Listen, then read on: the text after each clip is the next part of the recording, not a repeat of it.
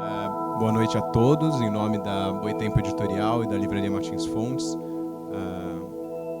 Recebemos a todos aqui para o debate de lançamento do novo livro de Paulo Arantes, O Novo Tempo do Mundo, uma publicação da coleção Estado de Sítio, coordenada pelo Paulo.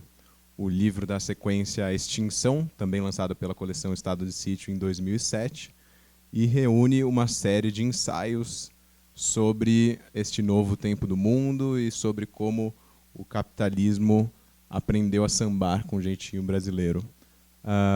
Vamos organizar aqui, então, uma fala inicial da socióloga Silvia Viana, autora de Rituais de Sofrimento, de 10 minutos, mais ou menos. Depois passamos para provocações do historiador Jorge Grespan, autor de O Negativo do Capital.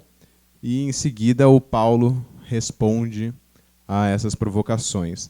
Daí passamos por uma segunda rodada de questões aqui na mesa e, por fim, passamos por um momento de questões por escrito do público que podem ser encaminhadas aqui para a mesa durante o debate e que depois vão ser agrupadas tematicamente.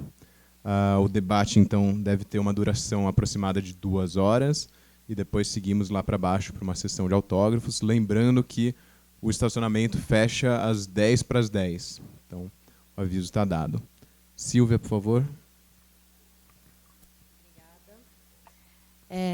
Eu queria começar pedindo uma licença para o público. Hoje eu vou fazer uma fala, eu vou ler a minha fala, porque o tempo que me foi dado é escasso, o assunto é denso. Então, eu peço essa licença para hoje fazer uma fala lida. Tomara que não seja muito tedioso, mas 10 minutos eu acho que ninguém também vai dormir. Então, vamos direto ao ponto. O que é esse novo tempo do mundo? Evidente que não sou eu que vou responder aqui, ainda mais com 10 minutos. Você tentou em 500 páginas. Eu não sei, aí já é com você. Bem, já que o Paulo vive me provocando, falando que minha especialidade é fazer pesquisa de sofá com controle remoto na mão, é daí que eu vou partir, não para, enfim, dar uma resposta para essa questão, mas para oferecer uma imagem que talvez possa nos ajudar a pensar o que é esse novo tempo do mundo.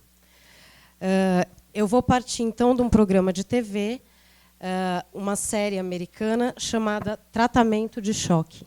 Olha o nome. Essa série é definida na sua própria propaganda da seguinte forma. Aí a citação da própria propaganda da série. Essa série acompanha programas de intervenção que expõem adolescentes em situação de risco à realidade por trás das grades. O uso do termo expor, no lugar de mostrar, já é significativo, pois o programa submete meninos e meninas que se encontram soterrados sob os destroços da sociedade salarial americana à vida na cadeia, para que sejam devidamente enquadrados.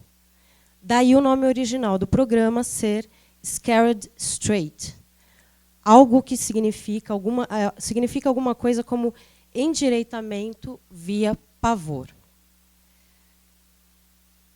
A ideia é reunir pequenos grupos de jovens que apresentam alguma forma de comportamento considerado perigoso. Muito perigoso. Por exemplo, fumar maconha, não obedecer aos pais, fugir de casa, pichar muros, cabular a aula e por aí vai. Então, essa intervenção leva essas pessoas, esses meninos, adolescentes, para a cadeia por algumas horas, na qual viverão na pele, nos termos do próprio programa, a vida de presidiários. As técnicas de endireitamento são fáceis de imaginar. Eles são algemados, uniformizados, trancados em celas e convivem com presidiários e carcereiros, ambos encarregados do trabalho de apavorá-los.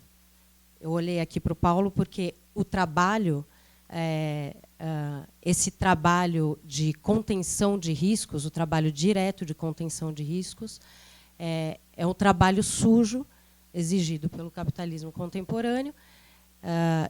Enfim, não vou me aprofundar nesse sentido agora. Gostaria de ouvir o Paulo falar a respeito. Mas o que importa aqui é a gente perceber, nesse programa, como aparece a questão desse novo tempo do mundo. Porque esse programa asqueroso é de nosso interesse. Porque sua matéria é precisamente o futuro.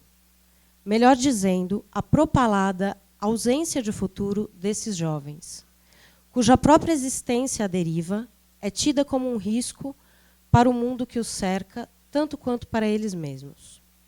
Contudo, mais que proclamar a predestinação da nulidade dessa gente duplamente perigosa, coisa que qualquer jornal Mundo Cão faz diariamente, o programa nos mostra como ela é forjada na prática.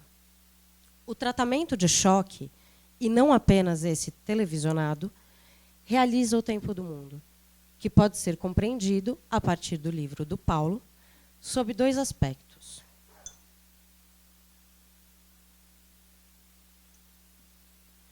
Em primeiro lugar, a técnica de correção pelo medo tem uma finalidade educativa. Trata-se de demonstrar para a rapaziada os limites de suas expectativas para o futuro. Por isso, após algumas sessões de intimidação, os mesmos prisioneiros que deram um apavoro nos meninos lhes ministram uma aula. E a lição é uma só. Independentemente do episódio ou do docente encarregado, se vocês não entrarem na linha, vocês virão para a cadeia. A estrutura da lição, a uma eternidade de distância do que outrora se chamou formação, também é algo menos que uma disciplina para conformidade compensatória. A aula é negativa, é pura ameaça. E não será esse o pressuposto de tudo que ainda se chama educação nos dias que correm? Estude ou não terá um emprego.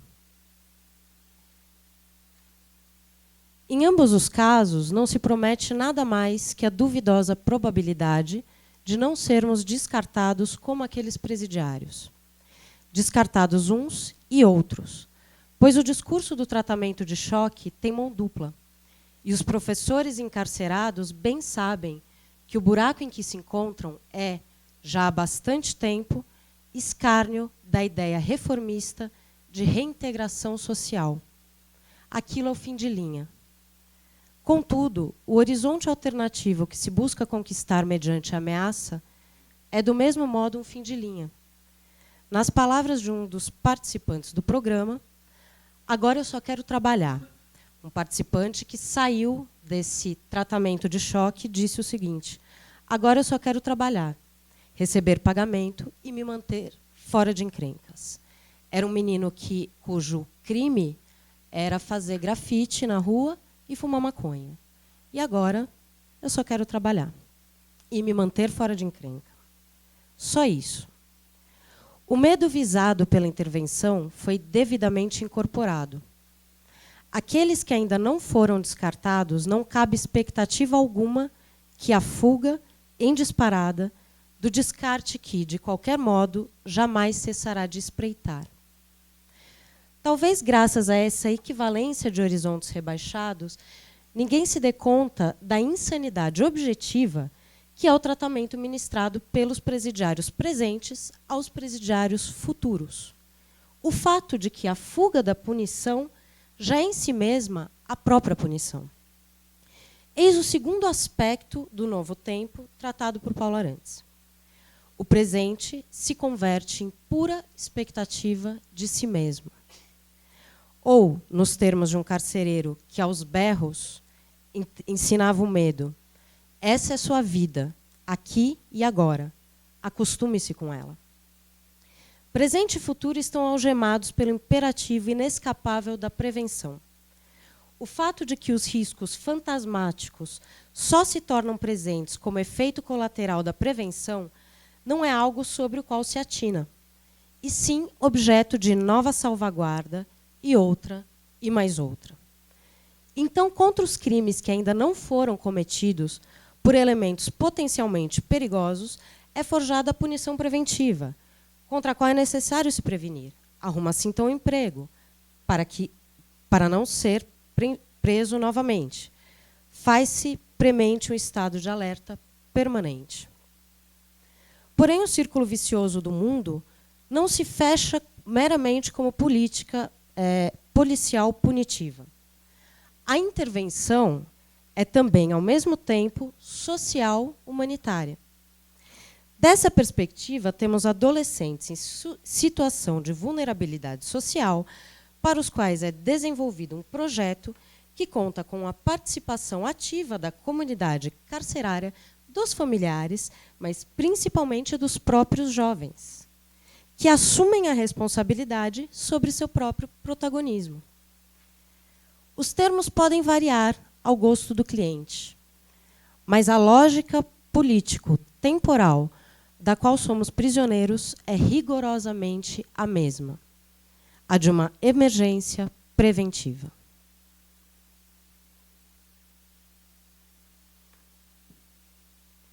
Sob tal lógica, a vida amedrontada escorre como uma sucessão ininterrupta de contagens regressivas, ao fim das quais espreitam toda sorte de catástrofes, sejam elas da ordem da natureza, do mosquito da dengue ao terremoto, passando pela intoxicação transgênica, sejam da ordem da natureza, a demissão, a crise, a precarização, o rebaixamento, a exclusão. Derivem elas, por fim, da natureza do outro selvagem, que está por todos os lados, o bandido, o vândalo, o concorrente. E cada contagem regressiva multiplica, e a cada contagem regressiva multiplicam-se as compulsões securitárias. 5. Reciclar o lixo para evitar o colapso planetário. 4. Não abrir a janela do carro para o bandido não entrar. 3. Fazer trabalho voluntário para que a criança não vire um de menor. 2. Arrancar os próprios seios e colocar silicone para evitar o câncer. 1. Trabalhar muito para poder continuar trabalhando e tomar cuidado para que os prazos não estourem e manter o currículo atualizado, ponto a ponto, e aceitar qualquer oportunidade para não perder a oportunidade e certificar-se de que os colegas não percebam a sua exaustão. O único sentido permitido por esse novo tempo do mundo é que se evite, a qualquer custo, atingir o zero ameaçador. Temos que retornar dia após dia do 1 para o 5, com a gratidão de quem conseguiu, ao fim e ao cabo, simplesmente evitar alguma coisa, qualquer coisa. E assim é, até que não. Há pouco menos de um ano, atingimos o zero. Esse mundo parou. Esse tempo parou. Como junho do ano passado foi capaz de estabelecer uma urgência verdadeira, transpondo o duplo limite de um horizonte rebaixado e de um presente trancafiado, eis a pergunta que encerra o novo tempo do mundo, o livro. Cabe saber se encerrará também o novo tempo do mundo, o pesadelo.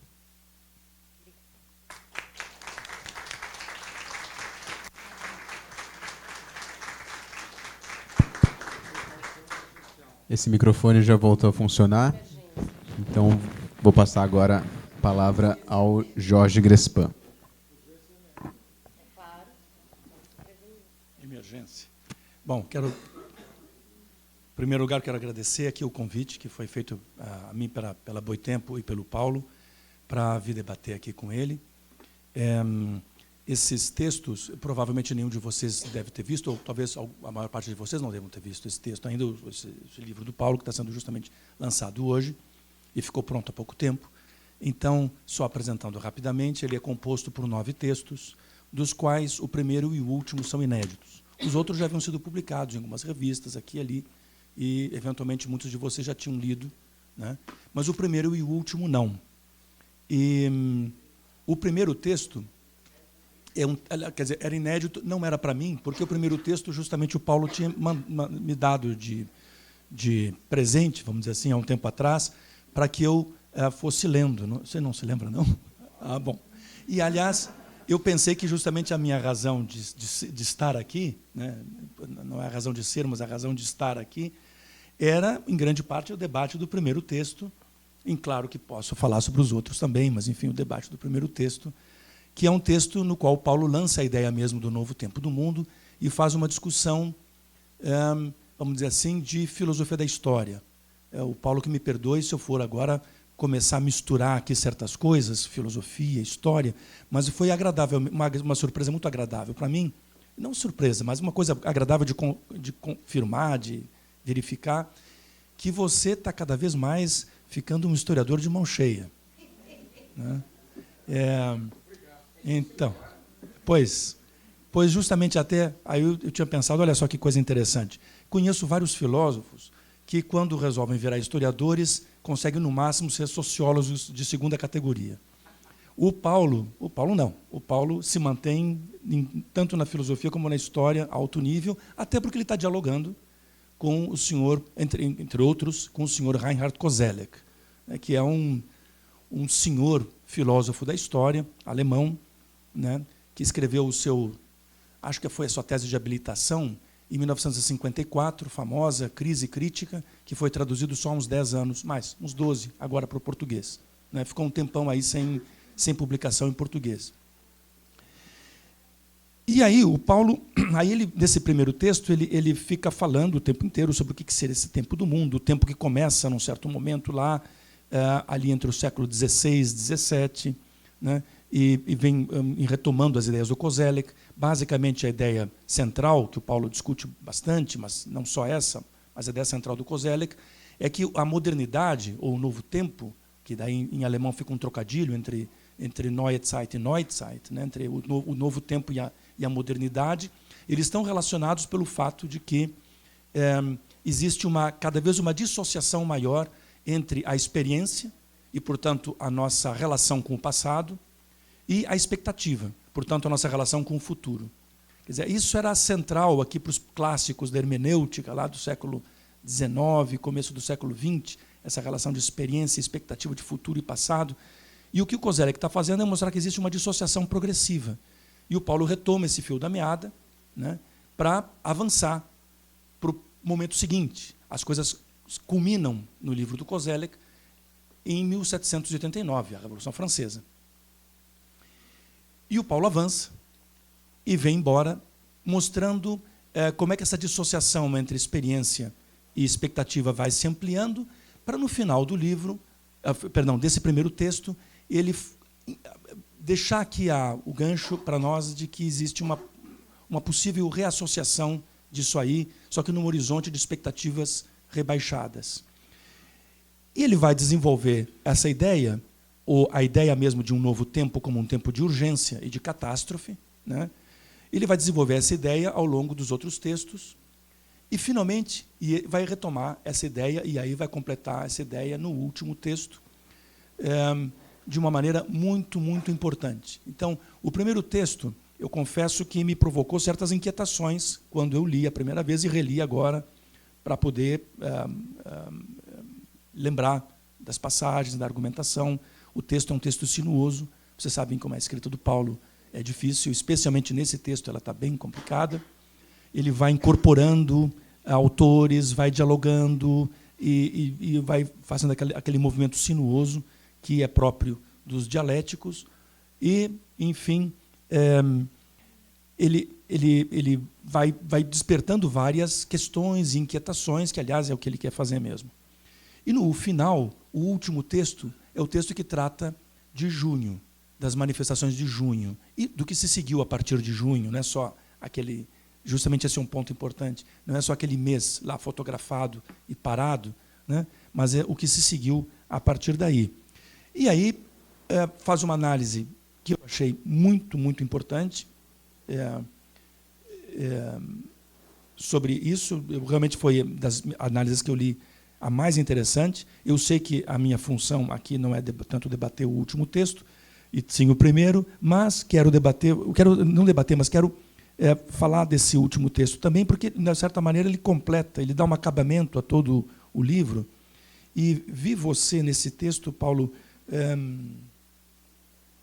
muito, sei lá, muito feliz com os acontecimentos todos e escrevendo dessa maneira que passa para o leitor mesmo essa, não vou dizer otimismo, porque isso seria uma ofensa para você, mas assim, vamos dizer assim, uma felicidade mesmo que passa, e porque, de uma certa maneira, o aspecto sombrio que o primeiro texto tinha lançado e que os outros vão desenvolvendo, de uma certa maneira, não se resolve, mas existe alguma coisa ali no final, e acho que você mobiliza, em primeiro lugar, uma crítica à esquerda tradicional, ao fato da esquerda, e achei belíssima a tua crítica, assim, ao fato da esquerda tradicional não ter tido condições de entender o que aconteceu em junho, e não vem entendendo, e vem com aquela velha tese, como você mesmo fala aqui, do esquerdismo, doença infantil, etc. e tal. E você abre para várias questões importantes. Eu achei excepcional quando você traz o conceito de utopia real e fica discutindo o elemento real da utopia real. E ao mesmo tempo, quando você está sempre interessado em pontuar aqui os momentos do tempo, né? Então, quando é que dá a virada? Quando o Koselleck identificou em 1789, mas você identifica depois, em certos momentos da tua análise, em 1914, outros momentos você vem até 1989, né? E aí, num certo momento, que eu até gostaria de ler essa passagem, no último texto, na página 377, você fala do Levante Zapatista de 1º de janeiro de 1994. E eu fiquei imaginando como esse momento é, como você diz, um marco zero de todo o novo período. Na acepção trivial do termo, os zapatistas de fato se insurgiram contra o governo federal mexicano, mas em nenhum momento cogitaram tomar o poder, pela simples razão que julgavam ser esta a via real para não transformar o mundo. E nisto bifurcaram no tronco das insurgências históricas da América Latina. Bifurcaram no tronco. Ou seja, eles sabiam, então, que tomar o poder não era o meio para transformar o mundo, ao contrário, era o meio para não transformar o mundo. E, evidentemente, que nós lembramos aqui do Holloway, que é citado um pouco mais extensamente pelo Paulo um pouco mais adiante. E eu achei, queria que o Paulo comentasse, achei muito interessante todo esse movimento aqui, do texto, por um lado, a crítica da esquerda tradicional, a esquerda que tem dogmas e fórmulas prontas, por outro lado, a discussão aqui a partir do Benjamin e a partir, enfim, de autores mais atuais sobre essa questão da utopia real e etc., e do próprio Holloway, que não é ele o autor desse termo, mas, enfim, me pareceu muito bem tramado aqui no conjunto da análise para explicar também o que era junho e apontado para além de junho. Achei bonito e bacana que o Paulo diz, esse foi o 1º junho, temos aqui agora por diante de nós o 2º junho, que virá e já está com uma agenda e data marcada e calendário marcado, e achei ótimo isso, de fato. Vamos aí esperar o 2º junho, que o 2º será ainda melhor que o 1º. E aí, Paulo, eu queria, bom, além desse comentário aqui, então, eu pedi para você fazer, a última página do texto, quer dizer, não é exatamente a última, porque ainda tem esse encarte pós-subscritum. Mas aqui tem na última página do texto, você faz uma citação longa aqui da socióloga Regina Magalhães de Souza. E aí você, num pedaço dessa citação dela, ela diz sobre as pessoas que estavam saindo no Rio de Janeiro nas manifestações, né, durante o 2º semestre do ano passado.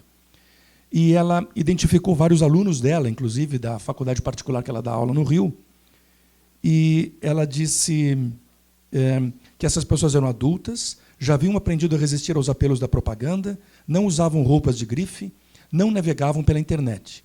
Moradores da periferia, mas que por algum motivo se mantiveram afastados dos movimentos sociais urbanos de reivindicação de direitos, dos sindicatos e dos partidos.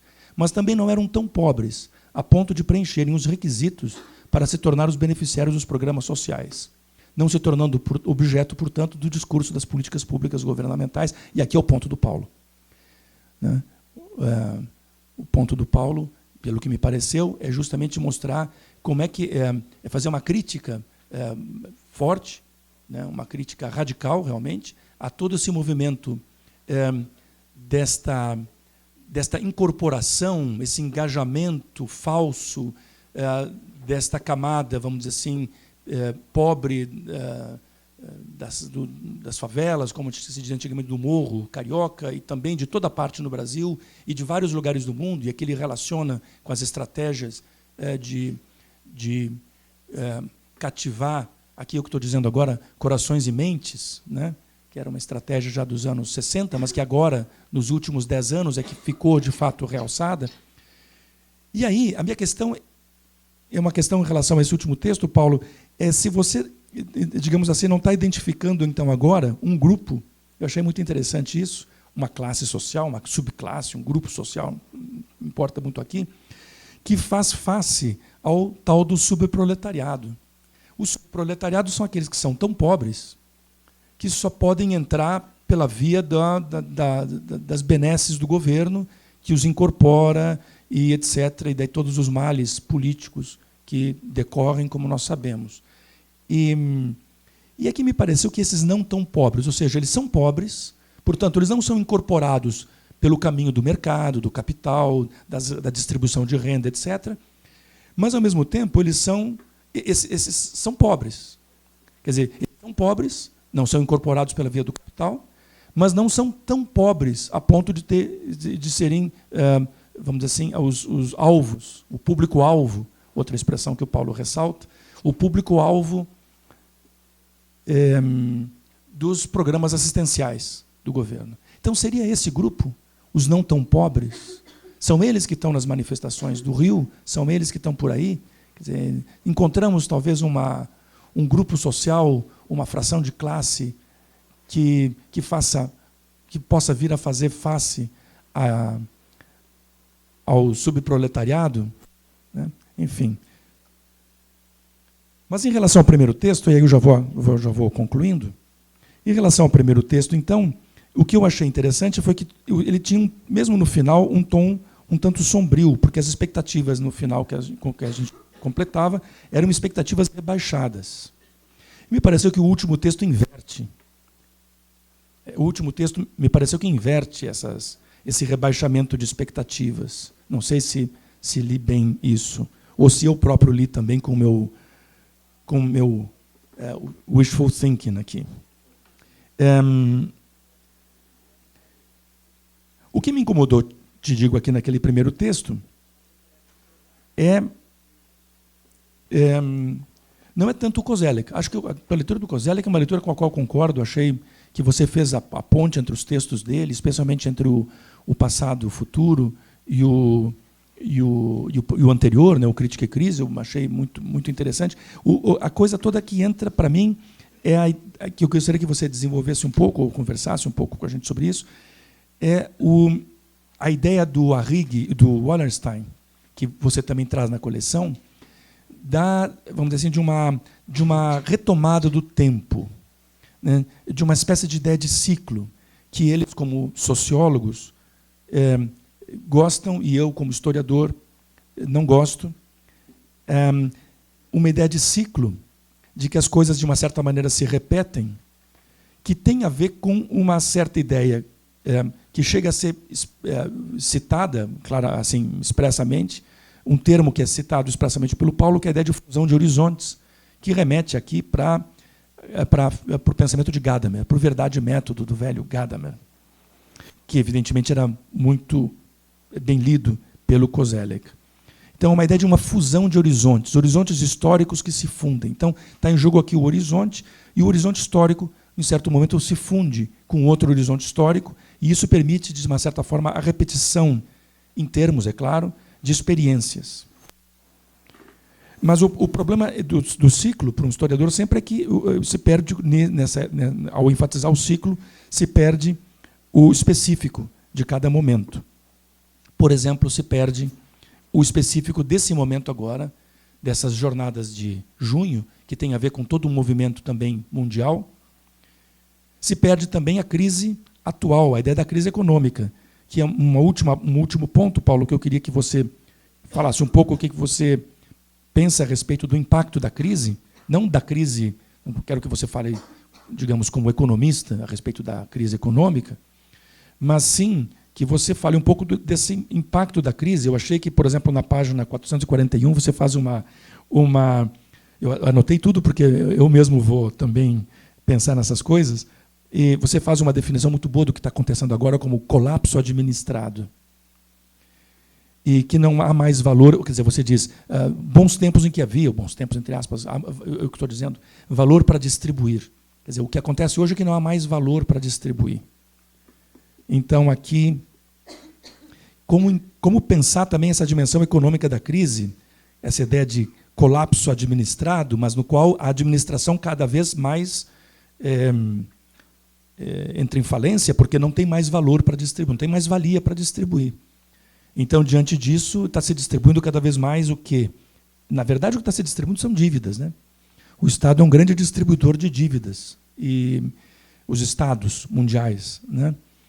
E é isso. Mas eu queria que você falasse um pouco mais desse impacto, talvez inclusive nos movimentos de junho, né?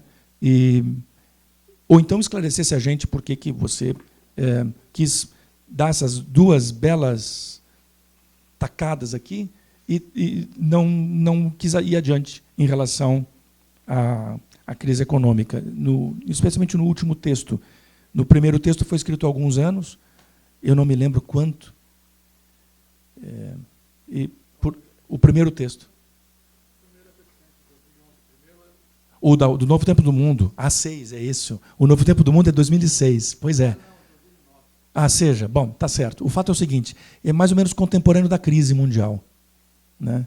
Então, ali já, vamos dizer assim, está se armando a ideia de catástrofe, de urgência, né, que se precipitou, inclusive, depois com a quebra do Lehman Brothers e toda a quebradeira que se seguiu e que está se seguindo ainda. Muito bem, essas questões aí para você ver o que você acha que é interessante debater ou não. E, enfim, qualquer coisa debatemos também mais tarde.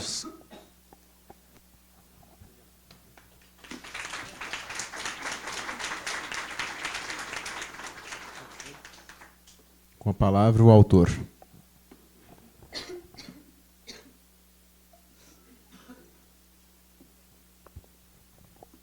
Bom, boa noite. Obrigado a todos pelo incômodo. Peço desculpas. Sei que aqui não é, embora seja a Avenida Paulista, atualmente já é um marco histórico, marco zero, mas não é cômodo se deslocar em São Paulo, por isso muitas coisas aconteceram. Então, peço desculpas por isso e agradeço de coração a presença de todos para esse debate. Em primeiro lugar, também agradecer pelas mesmas razões a Silvia e ao Jorge. O Jorge, eu já tinha passado esse primeiro ensaio é pretensioso, digamos, estudo, lá, seu texto, qualquer coisa assim, há algum tempo. Era um teste, viu? Se você fechasse a cara, eu ia esquecer. Eu não ia... Bom, e como você disse, tinha gostado, vamos em frente. Bom, vou fazer o seguinte, eu vou ver se não excedo 20 minutos, que foi o que o Kim me concedeu.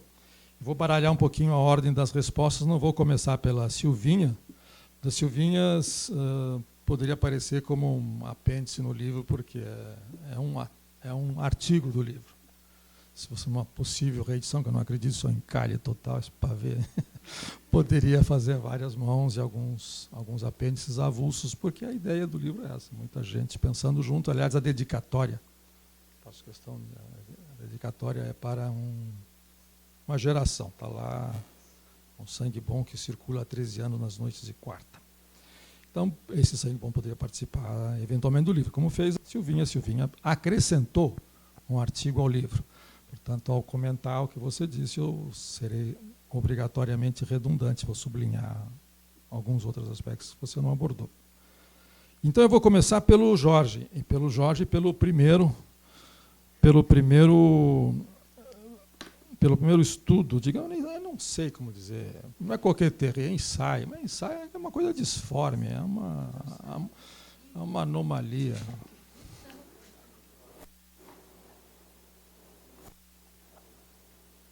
De fato, é uma grande tentativa de periodização, isso sim, só que não é uma periodização, não é nem de sociologia histórica e nem de historiador propriamente dito. Eu uso e abuso das categorias desse grande pensador alemão chamado Reinhard Koselleck, recém-falecido, que tem uma obra monumental de um gênero que ele inventou, chamada semântica histórica. E as duas categorias, uma das duas categorias fundamentais que ele criou é a seguinte. Já explico por que eu me interessei demais por ela. Tem uma razão muito precisa, objetiva, local, além do alcance desses conceitos. Ele procura... Eu vou repetir um pouquinho disso o Jorge para poder engatar no meu assunto. Ele procura, através de duas categorias aparentemente anódinas, meio antropológicas, existenciais, que é campo de experiência e horizonte de expectativa. Isso é, as pessoas se lembram das coisas, há uma memória individual, social, e há também expectativas a respeito do que vem adiante, futuro. Ele diz que até fim do século XVIII, início do século XVIII, havia um encavalamento entre essas duas noções, entre o campo de experiência e o horizonte de expectativa, eles de certa maneira coincidiam. Isto é, não se poderia, o que se poderia, a espera, a antecipação, remetia àquilo que já se sabia. A ideia não é que não houvesse história no sentido objetivo, não é essa bobagem, é a experiência da história, o que ele chama exatamente de temporalização da história. Quando se começa a perceber que existe um tempo que se move, e dentro desse tempo alguma coisa que se acelera ou desacelera, pode haver período de estagnação, mas nós continuamos dentro desse tempo histórico, e essa sensação de ir para algum lugar que não se sabe bem o que é, e, no entanto, pelo qual se anseia, se aspira, se tem uma expectativa, é uma coisa nova, e que rompe com essa fusão entre esses dois campos e horizonte que vem da Idade Média, e que rompe também com a autoridade que rege esse futuro, que depois na formação dos estados absolutistas no fim desse período começam a fazer prognósticos e cálculos estratégicos, mas isso não significa que vai sempre se repetir alguma coisa de lá atrás. Por isso que vem a expressão aprender com a história. Isso é o que o Koselleck está descrevendo, é pela primeira vez nós não aprendemos mais com a história. Quando vem alguma coisa de tão novo e para o qual as pessoas de certa maneira, aspiravam, que era a Revolução Francesa, não há mais nenhum exemplo histórico que ensine o caminho para as pessoas. Então, a expressão, aprendemos com a história, para não repetir a história. Quando vocês encontram um colunista que diz, como a história ensina, esqueçam, a história não ensina mais nada. Não tem, essa história de que a história ensina, devia ter sido grafado em latim e se referia à Idade Média. A história não ensina nada. Como a história ensina, quem não faz isso, não faz aquilo, que é a linguagem típica de chancelaria. E as chancelarias adotaram, por inércia, pensam até assim, como a história ensina, Putin não deveria fazer isso. Mas como a história ensina? Por mais louco que ele está fazendo as coisas, ele está bagunçando o mundo e nem ele sabe onde é que vai dar. Então, a história não está ensinando absolutamente nada para saber o que o Putin vai... Bom, isso deixemos. Então, para dar um exemplo, o exemplo favorito do Koselleck é o seguinte, é a estupefação, acho que eu vou passar um pouquinho, é a estupefação de um grande intelectual alemão, um dos irmãos Schlegel, não me olha assim, um irmão Schlegel, vendo um quadro, um mural feito em 1500 por um imperador alemão, que era a Batalha de Alexandre, do Altdorf. Eu só conheço de álbum e vou repetir a descrição do Koselleck. E ele fica estupefato com o que ele vê. Ele faz essa viagem, acho que é em Munique, está o negócio, não sei onde. Em 1800, e o quadro é de 1520 e poucos. Nessa Batalha de Alexandre, é a Batalha de Alexandre com os persas, em que Alexandre derrota o Império Persa. É a Batalha de Issos, que aconteceu nos anos 300 a.C. Nessa batalha, quando ele olha aquilo, aquele quadro magnífico, o que ele vê? Ele vê os exércitos germânicos, cristãos, enfrentando os otomanos, Isto é, os turcos estavam às portas de Viena, já cercando Viena naquela época. De modo que o que ele vê é uma espécie de... não há nenhuma distância histórica entre os dois tempos, entre o Império Otomano assediando a Europa e a Batalha de Alexandre. E é a batalha contra o Anticristo. E é uma batalha cosmológica. O Sol participa, a Lua participa, os cavaleiros cristãos gregos são cavaleiros cristãos germânicos, identificáveis. Ele fica estupefato daquilo. Por quê? Por que ele fica estupefato? É uma obra-prima. Porque a percepção dele é uma percepção estritamente histórica. Isto é, que é a diferença, não é mais possível você conviver com aquele passado. Isto é, a Batalha de Alexandre foi uma batalha decisiva para o destino da cristandade, já era um anúncio pregado pelo Lutero que o anticristo estava aí. Aliás, estava sentado num trono em Roma e era a grande rameira da Babilônia. E o Lutero dizia, olha, pode ser que seja até o fim do ano, o fim dos tempos, e assim por diante. Ora, isso passa... A história objetiva está lá, os historiadores estão lá cavocando, descobrindo coisas, interpretando, assim por diante. Mas é a experiência da história que é completamente diversa e que o Schlegel percebe. Percebe-se, bom, é um outro mundo. É um outro mundo o que ele está registrando, e o que ele registra é a percepção desse transcurso histórico, em que vai se, como lembrou o Jorge, vai se separando cada vez mais o seu campo de experiência, que vai ficando para trás, e é elaborada constantemente, ninguém vive sem memória, e há as suas expectativas. O horizonte de expectativa, que é aberto, cada vez mais aberto, quanto mais essa experiência vai se tornando mais tênue. Aí a abertura torna-se quase total quando aparece e rompe-se absolutamente novo, que é a Revolução Francesa. E o Schlegel era um comentador, era um contemporâneo da Revolução Francesa. Ele é um dos autores da frase famosa, os 3 grandes acontecimentos do nosso tempo: a Revolução Francesa, a educação o Wilhelm Meister, do Goethe, e a doutrina da ciência do Fichte. Bom, isso é alemão, desculpa.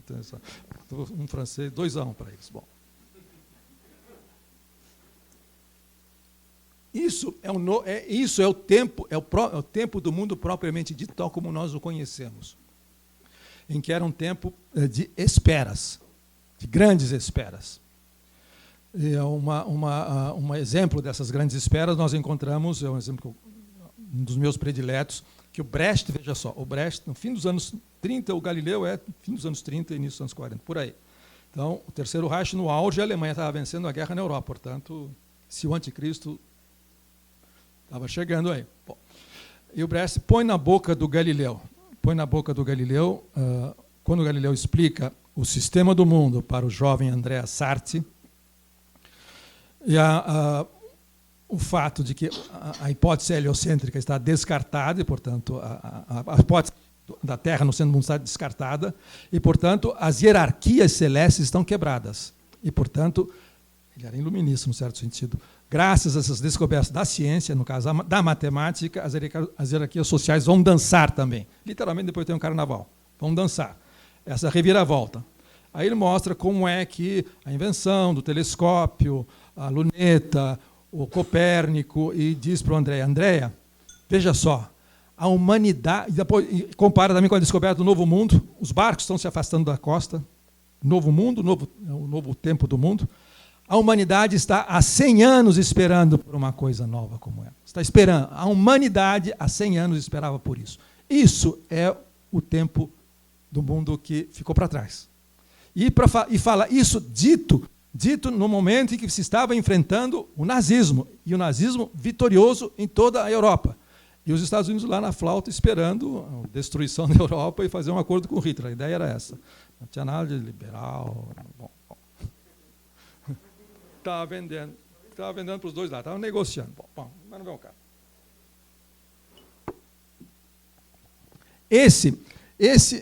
Digamos, a periodização que eu faço, acompanhando o Koselleck, são esses 200 anos. Então, a ideia de que você ficou incomodado, não, você parece repetir a fusão dos horizontes, tal como aparece primeiro no Wallerstein, depois no Arrighi. Na verdade, remonta ao Brodel, o ciclo das hegemonias históricas. Primeiro a holandesa, depois a britânica, depois a Pax Americana, e agora o caos sistêmico, porque o poder americano igualmente é o maior poder geopolítico e econômico mundial, mas não é mais hegemônico, não consegue mais governar sozinho o mundo como fazia antes, assim e por aí afora. Não, eu não faço essa periodização. Minha periodização é muito mais, de certa maneira, mais nesse texto. Bom, minha periodização, mas eu estou glosando textos.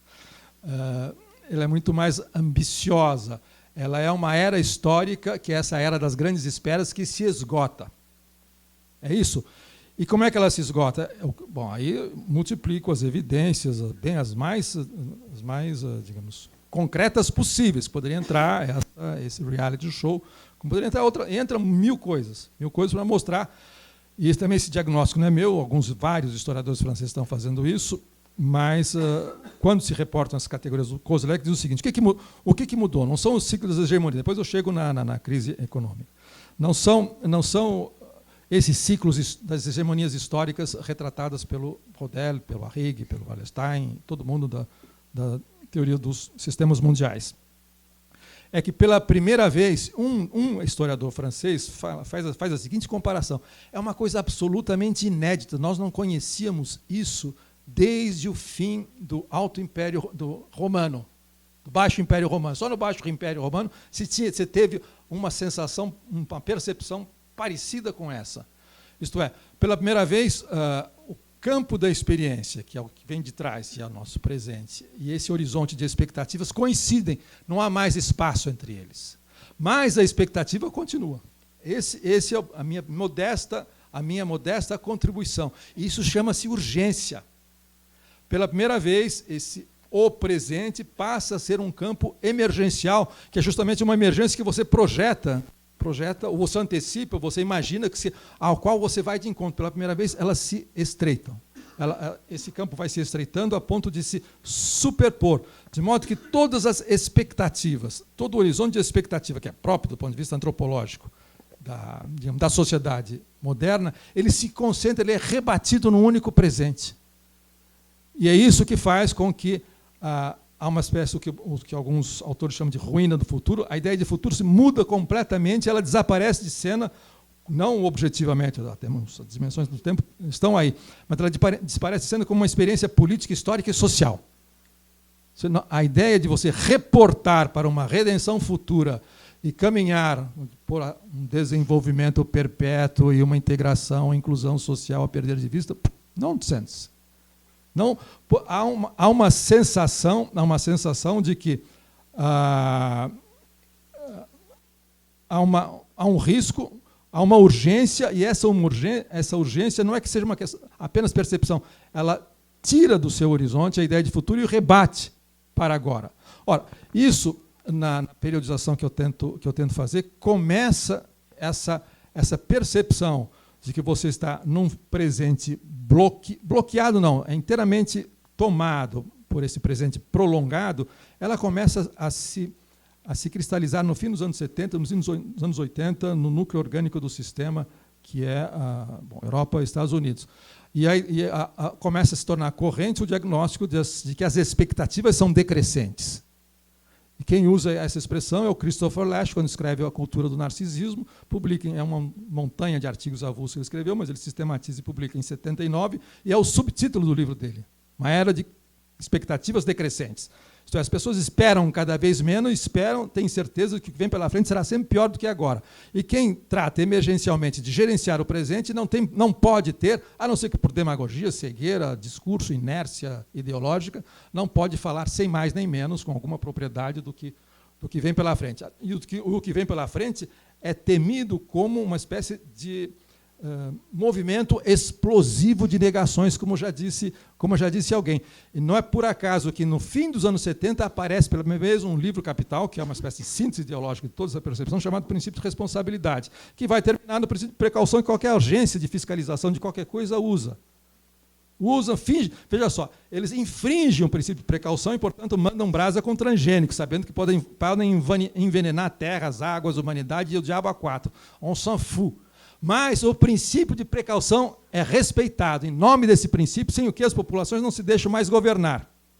Por exemplo, a população de São Paulo, como já foi a da França, quando alguns anos atrás houve na França uma onda de calor. Matou muita gente, matou muito velhinho. E a população ficou indignada. Indignada e cobrou do governo. O que fez o governo? Admitiu o erro. Meia culpa. Não fomos previdentes.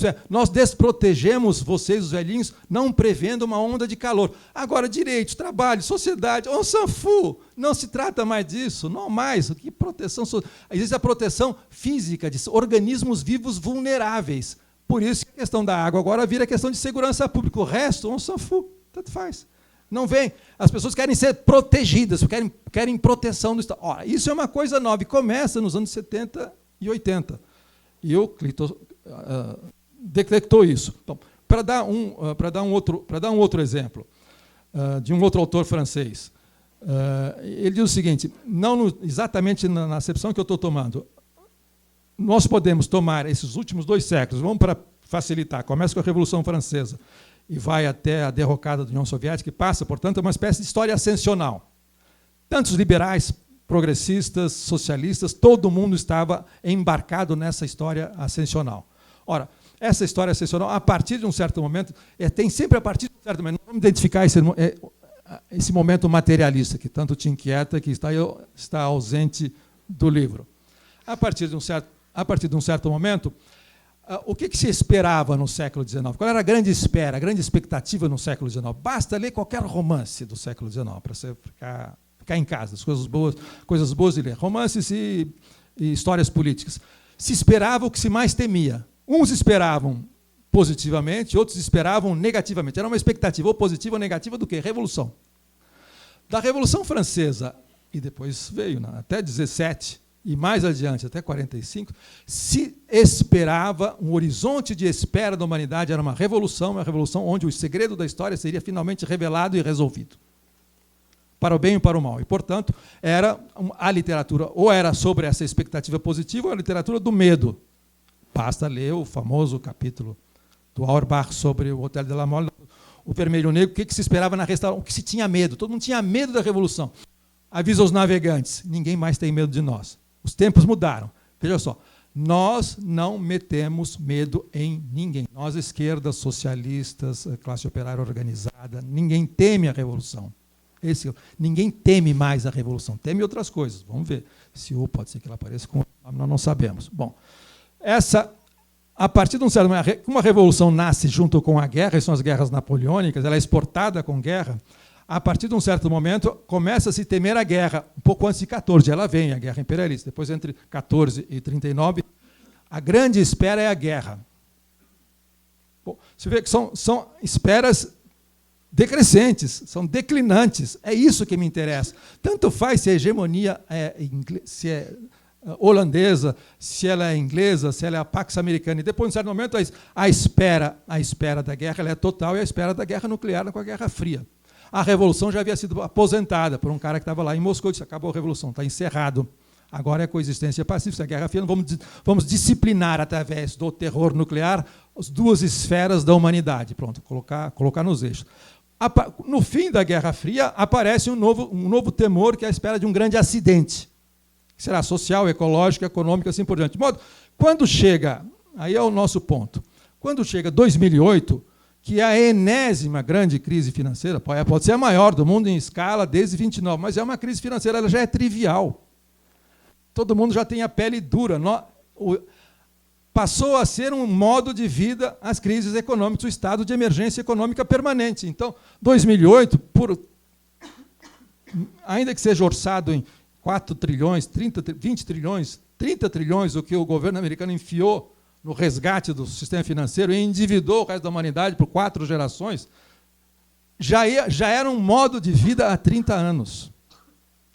Esse que é o problema. Agora, bom, é um modo de vida. Bom, acontece que esse modo de vida ele apareceu no fim da era fordista, digamos assim, da sociedade salarial, em que a proteção social havia sido conseguida na Europa por uma guerra. Não foi dado. Inclusive, foi vendido como um sucedâneo da Revolução. Vocês não vão ter vocês que ganharam do fascismo a guerra, a Revolução não vai acontecer por ordens superiores, e porque vocês foram também desmobilizados. Mas, como um sucedâneo da Revolução que não houve, teremos Estado Social. Por isso que a esquerda até hoje acha que quando tem Estado Social está encaminhando-se na direção da revolução. É compreensível. É compreensível. Porque na Europa há um extraordinário filme do Ken Loach sobre como é que foi desmontado o Estado Social inglês a partir da Thatcher. É uma operação militar de guerra. Terminou a trégua, macacada, é o que diz a Thatcher. Terminou a trégua. Porque quem foi para a guerra se matar não queria o status quo antes. Estava claro. Na França também, na Itália também. Houve também iminência de guerra civil. Derrotamos no nazismo. A próxima etapa, terminando depois da Frente Popular Democrática contra o nazismo, a próxima etapa é a Revolução. E Moscou disse que não era mais essa próxima etapa, nem revolução, nem o diabo estava encerrado. Mas, em função disso, se chegou no Estado Social. Aliás, recomendo um livro, que eu não li, só li resenhas, do Thomas Piketty.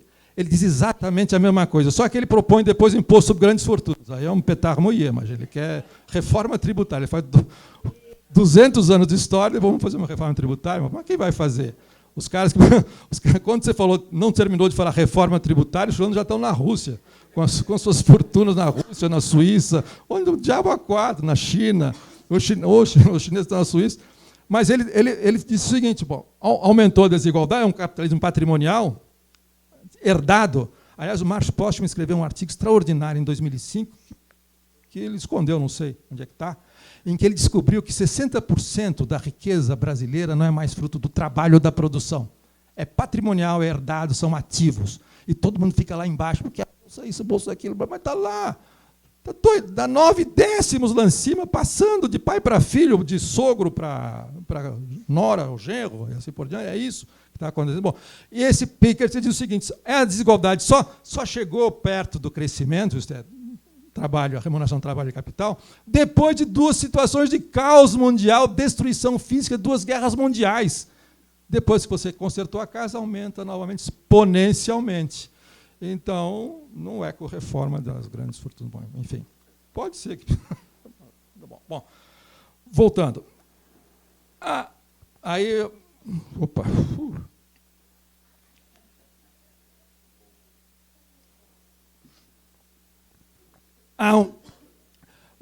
Onde é que dá? Quando acontece um tranco, como é que nós passamos? Como eu não sou teórico, não sou economista, não sou nada, enfim, leio coisas e tento juntar os fios, mais nada, e tirar algumas conclusões que possa me orientar no cipó contemporâneo. Eu parto do seguinte, eu começo a reparar que, a partir dos anos 70, digamos, a ideia fordista do progresso começa a ser torpedeada pelos próprios progressistas, por eles. Então, o que significa esse sintoma? Independentemente de crise econômica, não pode ser, a gente pode fazer coincidir com as mudanças econômicas, o Nixon, o padrão dólar-ouro que desaparece. É claro, dá para fazer coincidir com o processo de financiarização. O que vem a ser essa financiarização? Começa a endividar, isto é... Bom, aí começa a história conosco. Marxistas, o que nós fazemos? O marxismo meu seja muito exótico, mas, em todo caso, o que nós fazemos? Nós ficamos perplexos diante das profecias do velho que se cumpriram. A primeira, ele sempre disse, bom, o trabalho vivo, a produção e o trabalho vivo é um estorvo. O ideal, o capital existe, é um processo cego para passar de dinheiro para mais dinheiro. Passar pelo meio da produção é uma contingência, um mal necessário, e o capital se esforça para montar estratégias de ultrapassagem desse atalho e chegar diretamente lá na rapadura. Bom, ao mesmo tempo, o valor só é acrescido ao valor através do trabalho vivo, não tem outra fonte. Quer dizer, não tem outra fonte. Então, se eu queimo esse mal menor, esse mal maior, esse estorvo para chegar diretamente à rapadura, eu vou serrar o galho no qual eu estou sentado. E como é que eu faço isso? Eu faço incluindo mais trabalho morto, muito mais técnica e assim por diante. Bom, a partir de um certo momento, isso aconteceu, ele conseguiu, esse desiderato suicida foi alcançado. Foi alcançado, é o que alguns autores chamam de crise lógica do capitalismo. Foi alcançado, e, portanto, uma parte da população trabalhadora tornou-se descartável. Não é possível ser feito. Foi o que aconteceu. Ele se esforça para tornar redundante o trabalho vivo, mas ele não pode se legitimar se ele não explorar esse mesmo trabalho vivo que ele se esforça para descartar. Portanto, ele vai ter que arrumar um modus operandi. Esse é o colapso administrado, aliás, inspirado na sociedade totalmente administrada dos frankfurtianos, que eram otimistas em relação ao que acontece hoje. Por isso que a data maior é quando essa reversão se dá, quando digamos, o que o Marx previu, de certa maneira aconteceu. Tecnicamente, o novo tempo do mundo para mim é isso. Tecnicamente, o problema da produção, da escassez, está resolvido. Não é mais necessário. Nós podemos raciocinar assim no século XIX, no século XX. A forma bárbara de gerar riqueza, que é explorando outro ser humano, colocando um intermediário humano entre um sujeito, que é a humanidade, e um objeto do trabalho, tornou-se dispensável. Bom, vou falar um historiador falar em socialismo na Grécia, em Roma, assim por aí, não fazia sentido. Isso, ao custo de uma guerra social permanente, foi conseguido. Mas o próximo passo não é dado devido a essa contradição, para usar o termo antigo. Portanto, nós estamos assim, no limiar de alguma coisa que poderia se chamar de sociedade comunista, sem condições de alcançá-la. Então, você administra esse limiar no qual nós estamos atolados. A administração desse limiar é o que as pessoas estão chamando de presentismo. É o presente, porque não há a ideia de futuro, assim, não existe mais. Apenas é uma projeção ideológica você dizer que as sociedades são sociedades orientadas para o futuro, mas que futuro? Que futuro se você nós temos, portanto, uma espécie de libertação material possível e, ao mesmo tempo, encarceramento de massa. Nunca se encarcerou tanto na humanidade. Nunca se encarcerou, nunca se destruiu força viva das pessoas. Nunca se destruiu, nunca se arrebentou tanto. E à beira da afluência e abundância é besteira. Isto é, o problema da exploração, ele está tecnicamente resolvido. É isto. Bom, então é isso. Quando isso acontece, as expectativas mudam inteiramente. O futuro desapareceu. E quando você é de esquerda, enxerga isso, o que você faz com a ideia de futuro? Então, o nosso problema, o problema da esquerda, é o seguinte: nós estamos literalmente, isso não é, por aí daí a parte otimista que você identificou no fim. Essa novidade não é necessariamente uma má notícia, não é um pesadelo o fato de que não existe mais futuro. O que se faz? Qual é o futuro de uma tem futuro uma esquerda que não tem mais futuro? Esse é o problema. Então, o papo progressista, estadocêntrico, social-democracia existia quando existia a revolução no sentido clássico, a coisa mudou. Não faz mais sentido. Então, a questão a ser enfrentada, o novo tempo do mundo é isso. As pessoas falam em presentismo como se fosse... Bom, aí começa a ideologia, como se fosse um déficit, como se fosse um equívoco, como se fosse um erro. Você estar inteiramente atrelado ao presente significa que você é um narcisista, sibarista, um pós-moderno, assim, como se fosse um erro ideológico, quando é uma realidade, não é uma escolha, um equívoco político. É uma condição real.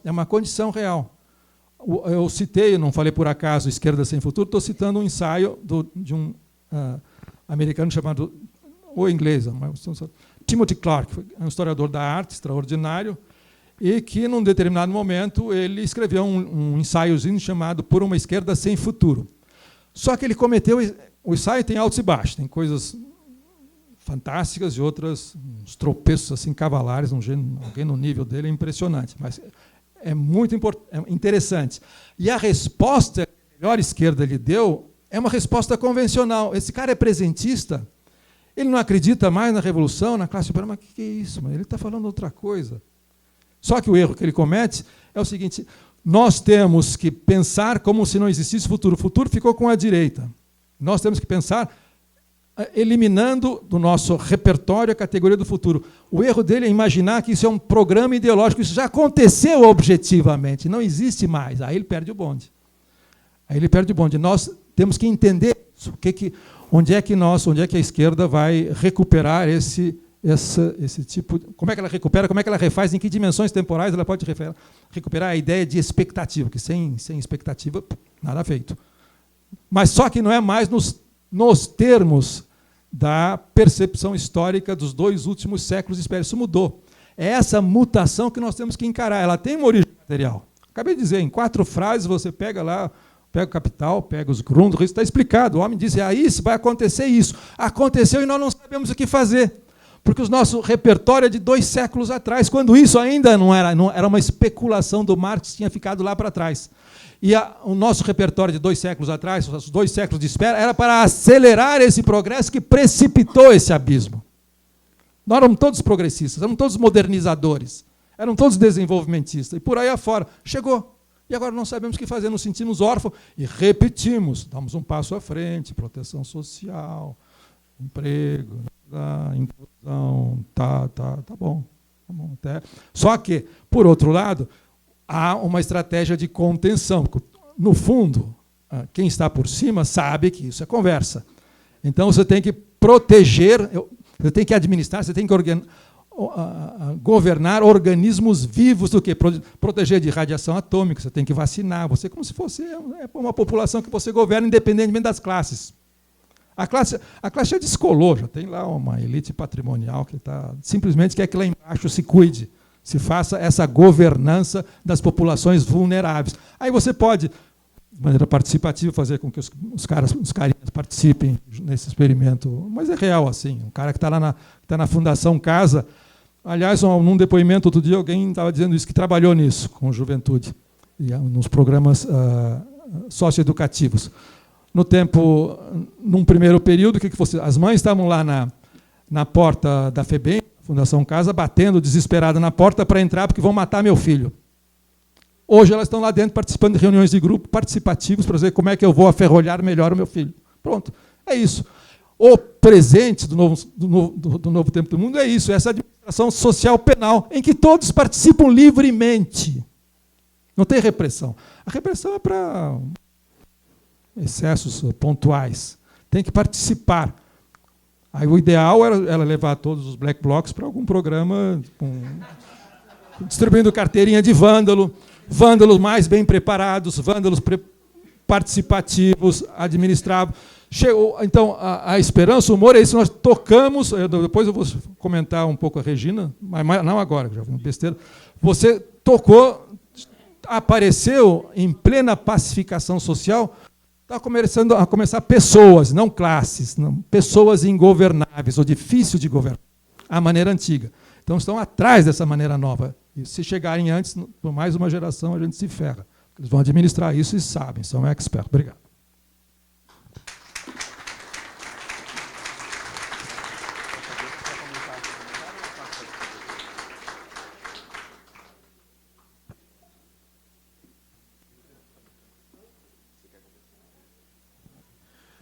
Bom, como a gente tinha antecipado, a gente vai passar agora para uma nova levada de questões levantadas aqui pelo Jorge e pela Sílvia.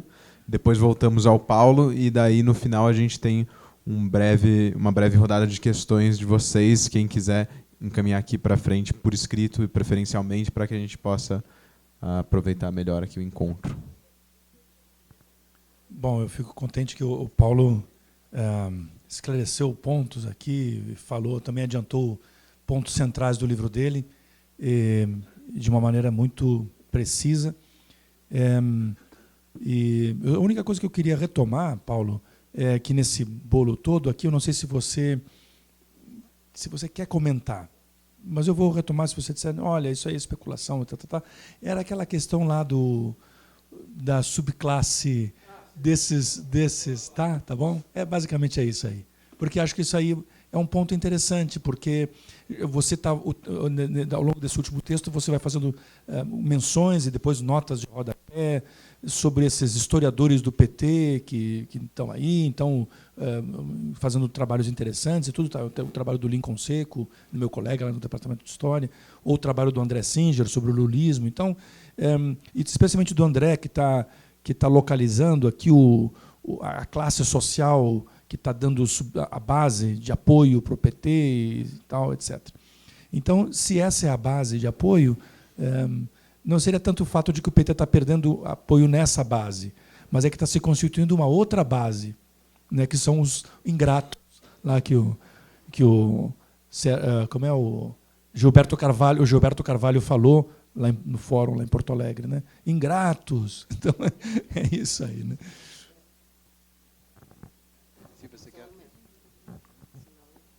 Vou ficar doente. Eu queria que você falasse um pouco mais da questão do trabalho. Você colocou aqui que um problema para a esquerda é como recuperar a dimensão de expectativa, e eu acho que, para mim, pelo menos, é uma questão com relação a junho, que tem se falado muito que, hoje em dia, o campo político está no espaço urbano. É o urbano que constrói, é do urbano que surgem essas insurgências e tal, mas eu fico com essa questão porque é do trabalho que surgia mundo. E hoje o trabalho perdeu justamente essa capacidade de formular mundo.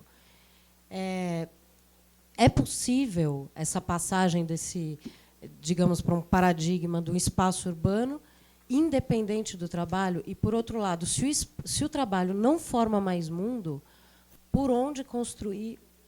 Desculpa, gente. Por onde construir expectativa?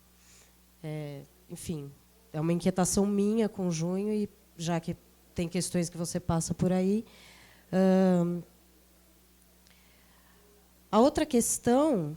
Eu não sei, eu gostaria que você falasse um pouco de 64, do golpe, que tem o seu texto e que eu li agora, eu não tinha lido antes, eu achei muito bom.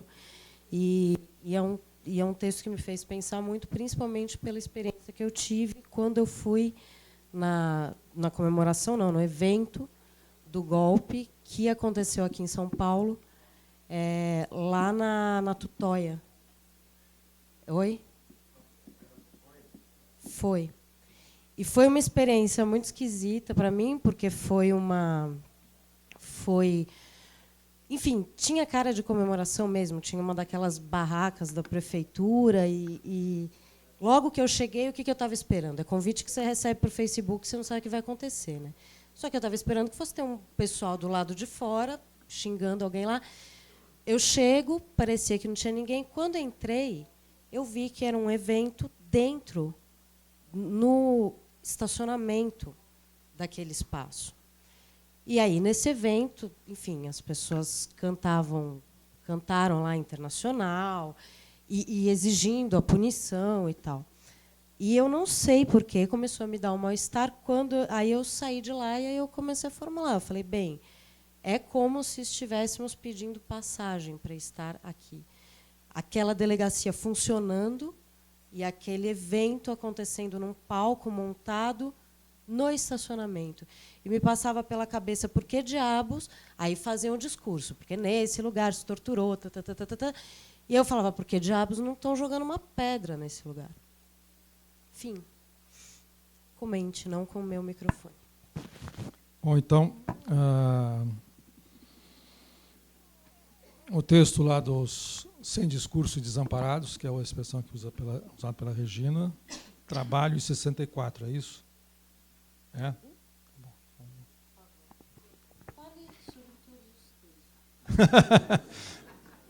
Tá bom, vou falar tudo, vou contar tudo. Vou me abrir com vocês. O texto mencionado pelo Jorge é um paper de uma socióloga chamada... Desculpe o paper, escapou. Regina Magalhães de Souza, não sei se ela está aqui, mas é bom que ela não esteja, que assim eu posso elogiar despudoradamente. Eu acho um texto uma maravilha. como o livro dela. Recomendo, se puderem comprar, não é isso aqui. Aí embaixo chama-se O Discurso do Protagonismo Juvenil. É uma coisa espantosa o que ela faz. Ela faz um levantamento do discurso centrado na ideia de protagonismo juvenil. Você fala, não, Mundo pela Hora da Morte e os jovens são protagônicos. Agora, quando ele é protagônico, na Paulista apanha, mas em todo caso. Mas é que não são mais protagônicos nesse sentido. É esse.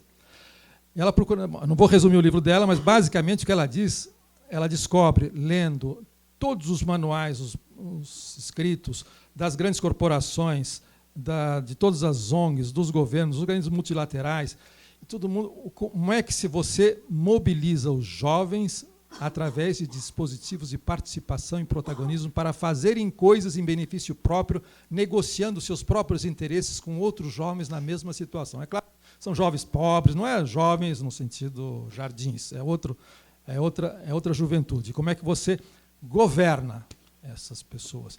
E você governa, entre outras coisas, dizendo que o século XXI já chegou. Portanto, começa o discurso do futuro. O século XXI já chegou, preparem-se. Se você não aprender a aprender, você estará despreparada para usufruir do moderno que chegou, que é o século XXI, que é o futuro. Bom, e a grande descoberta dela é a seguinte: governos, ONGs e, sobretudo, as grandes corporações, os empresários que se mobilizaram, descobriram que a política, no sentido que a esquerda, e liberais e socialistas pensam, a política desapareceu. Essa é a velha política, segundo eles. 2 sindicatos, 2 partidos, do parlamento e por aí fora. Política é outra coisa. Essa é a velha política. Não funciona. Não melhora a vida de ninguém, só piora. A política é outra coisa. A política é uma política de protagonismo, de participação, de uma sociedade civil propositiva e ativa.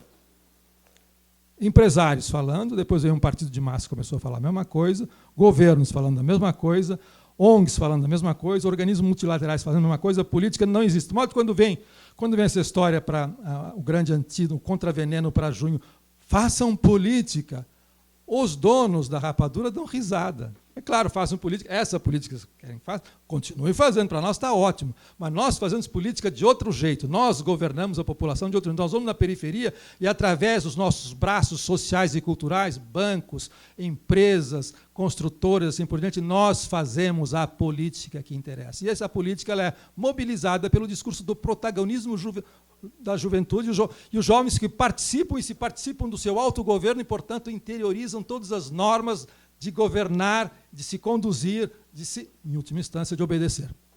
É isso. Ela trata disso. Bom, diante disso, eu disse alguma coisa pavorosa, lendo o livro, ninguém escapa dessa rede. As escolas funcionam assim, as empresas funcionam assim, os governos funcionam assim, os mandatos funcionam assim, as ONGs funcionam assim. Todo mundo funciona desse jeito, todo mundo está participando. As mães dos meninos que estão na Fundação Casa funcionam assim. Bom, aí ela era professora, aposentou-se na prefeitura, era professora formada em Sociologia, resolveu dar aula de Sociologia numa Unisquina, não é no Rio, é em São Paulo. Numa Unisquina gigantesca, maior que a USP.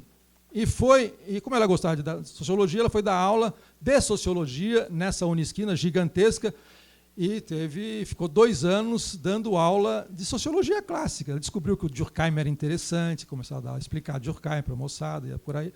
Bom, o que ela descobre? Ela dá...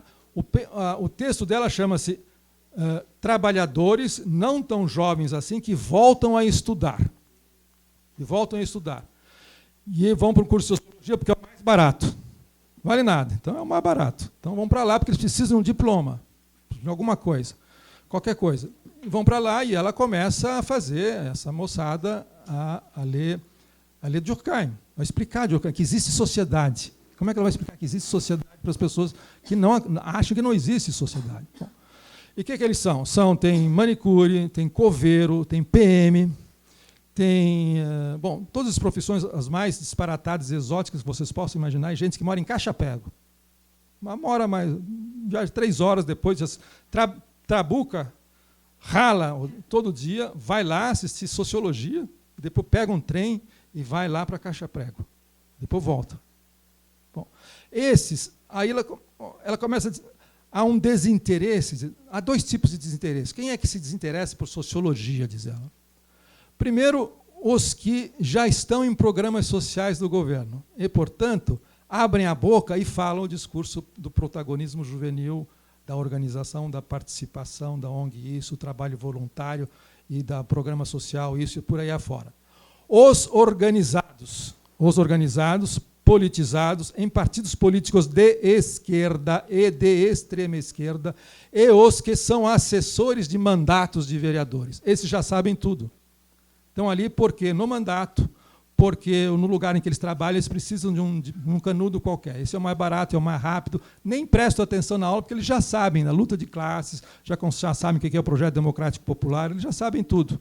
Então, simplesmente, eles funcionam nessa máquina. Não existe. Eles têm discurso e não estão desamparados. Tem os que estão protegidos pelos programas sociais, tem os que têm esses empregos oficiais e tem os que têm as suas organizações políticas. E já sabem, já tem programa de tudo, enfim, está perfeito. O mundo é perfeitamente legível e vão tocando o barco.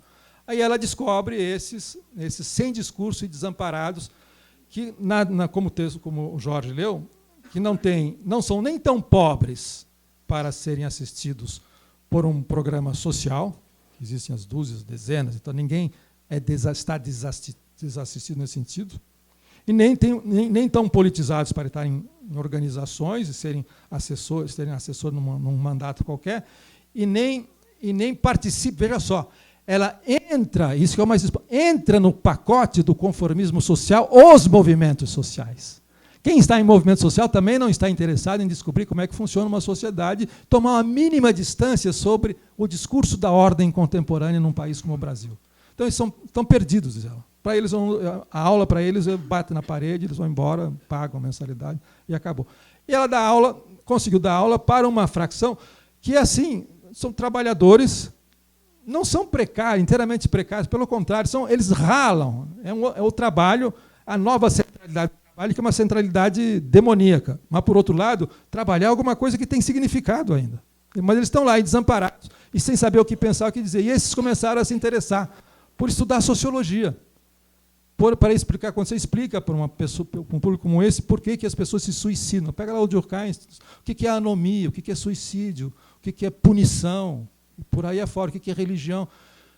E eles se interessam, eles começam a descobrir que existe alguma coisa por trás dele que se chama sociedade, que funciona, e começam a se descobrir que são pessoas de segunda ou terceira categoria, que não tem nenhum guichê para eles. Ora, em junho, ela escreveu isso, está pesquisando, transformou-se um capítulo de um livro coletivo em andamento. Em junho, ela foi para a rua, obviamente. Ela foi para a rua e os encontrou na rua. Nos encontrou na rua, e encontrou de uma maneira diferente, como quem estava, ela descreve isso como quem estava participando de uma coisa muito agradável, convivial, como se fosse tomar cerveja na calçada depois da aula, encontra os amigos, encontra outras pessoas, encontraram uma sociedade em movimento e acharam que faziam parte de alguma coisa.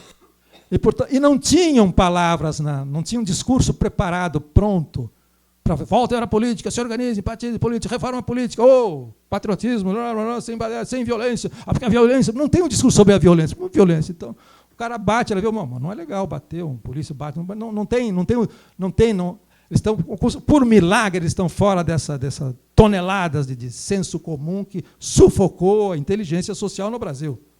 Ela viu isso, ponto. E eu não sou sociólogo, não sou teórico, você vê um troço desse, você vai atrás. O que está acontecendo? Ponto, não digo mais nada. Está lá, não sei. Bom, e aí entra no trabalho, são trabalhadores, todos são trabalhadores. Que tipo de relação trabalho-sociedade tem nessas circunstâncias que em junho aflorou? Não é tradicional, não é convencional, não é que nós conhecemos, convencional não sentido pejorativo, não é que nós estamos habituados a fazer, a lidar, não sabemos qual é a relação deles com o trabalho. É uma coisa gratificante, é uma coisa horrorosa? Nós não sabemos direito, nós sabemos que deve ser horrorosa. Você chegar, uma jornada de 12 horas até chegar em casa para ganhar uma merreca de um mínimo, um salário e meio, 2, não, deve ser uma coisa pavorosa. Mas, por outro lado, há uma reserva, uma disposição, pelo fato de estar ingressando na sociedade, que nós não sabemos. É a única fração, a única franja que, digamos, que o oficialismo tem de dizer que alguma coisa nós temos a ver com isso, tem sim. Na medida em que você balança o coreto em que mais gente participa desse mundo horroroso do trabalho, muda o panorama social. Mas óbvio que muda, mas não muda. Pode não ter mudado no sentido esperado, é claro. Isso foi inesperado. Então, há uma outra centralidade do trabalho que é negativa e que nós não estamos sabendo o que é.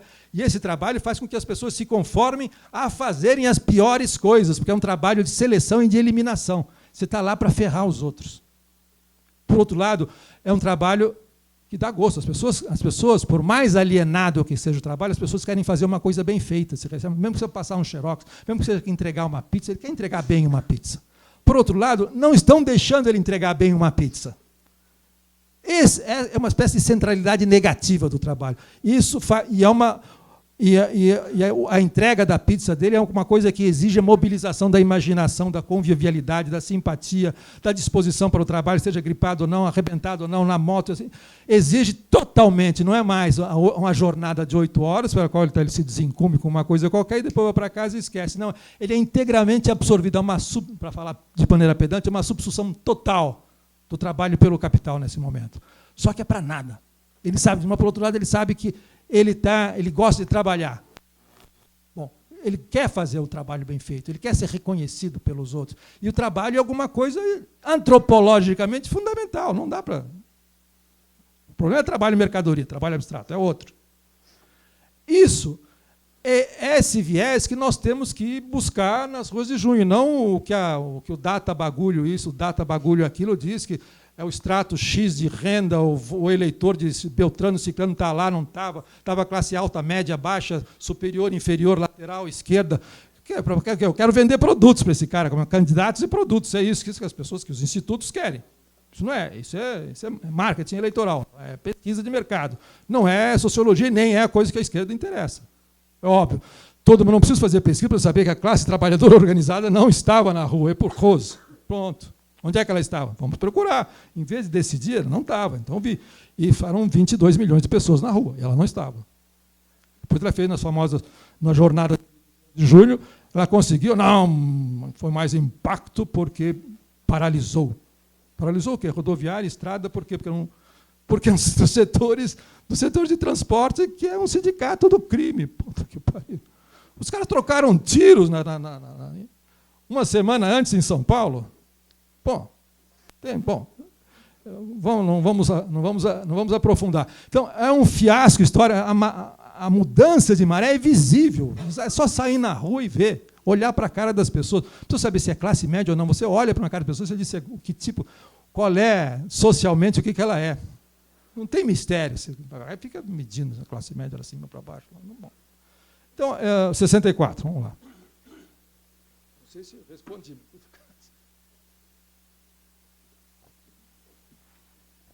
Quanto tempo aqui?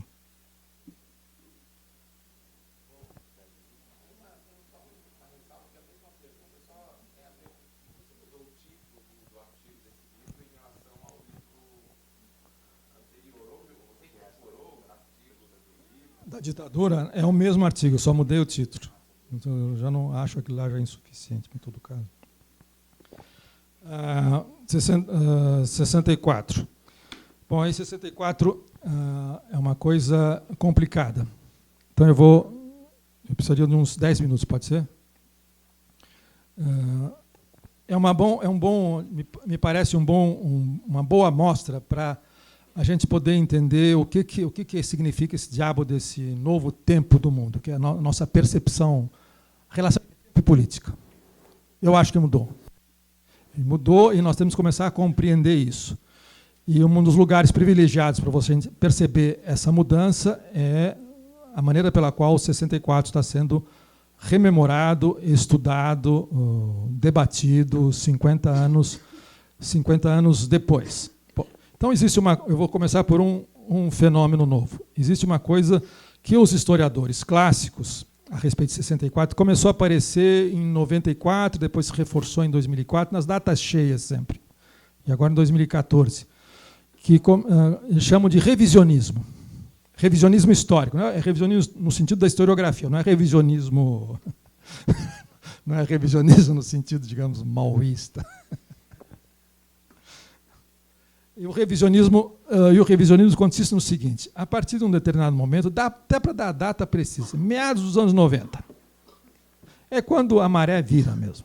A maré, digamos, a mutação antropológica, que eu estou tentando descrever mal e mal com esses artigos aí, mambembes, prolixos e disformes, a maré vira. A maré vira e começa, e aparece uma coisa que era inédita, e as pessoas ficam chocadas assim.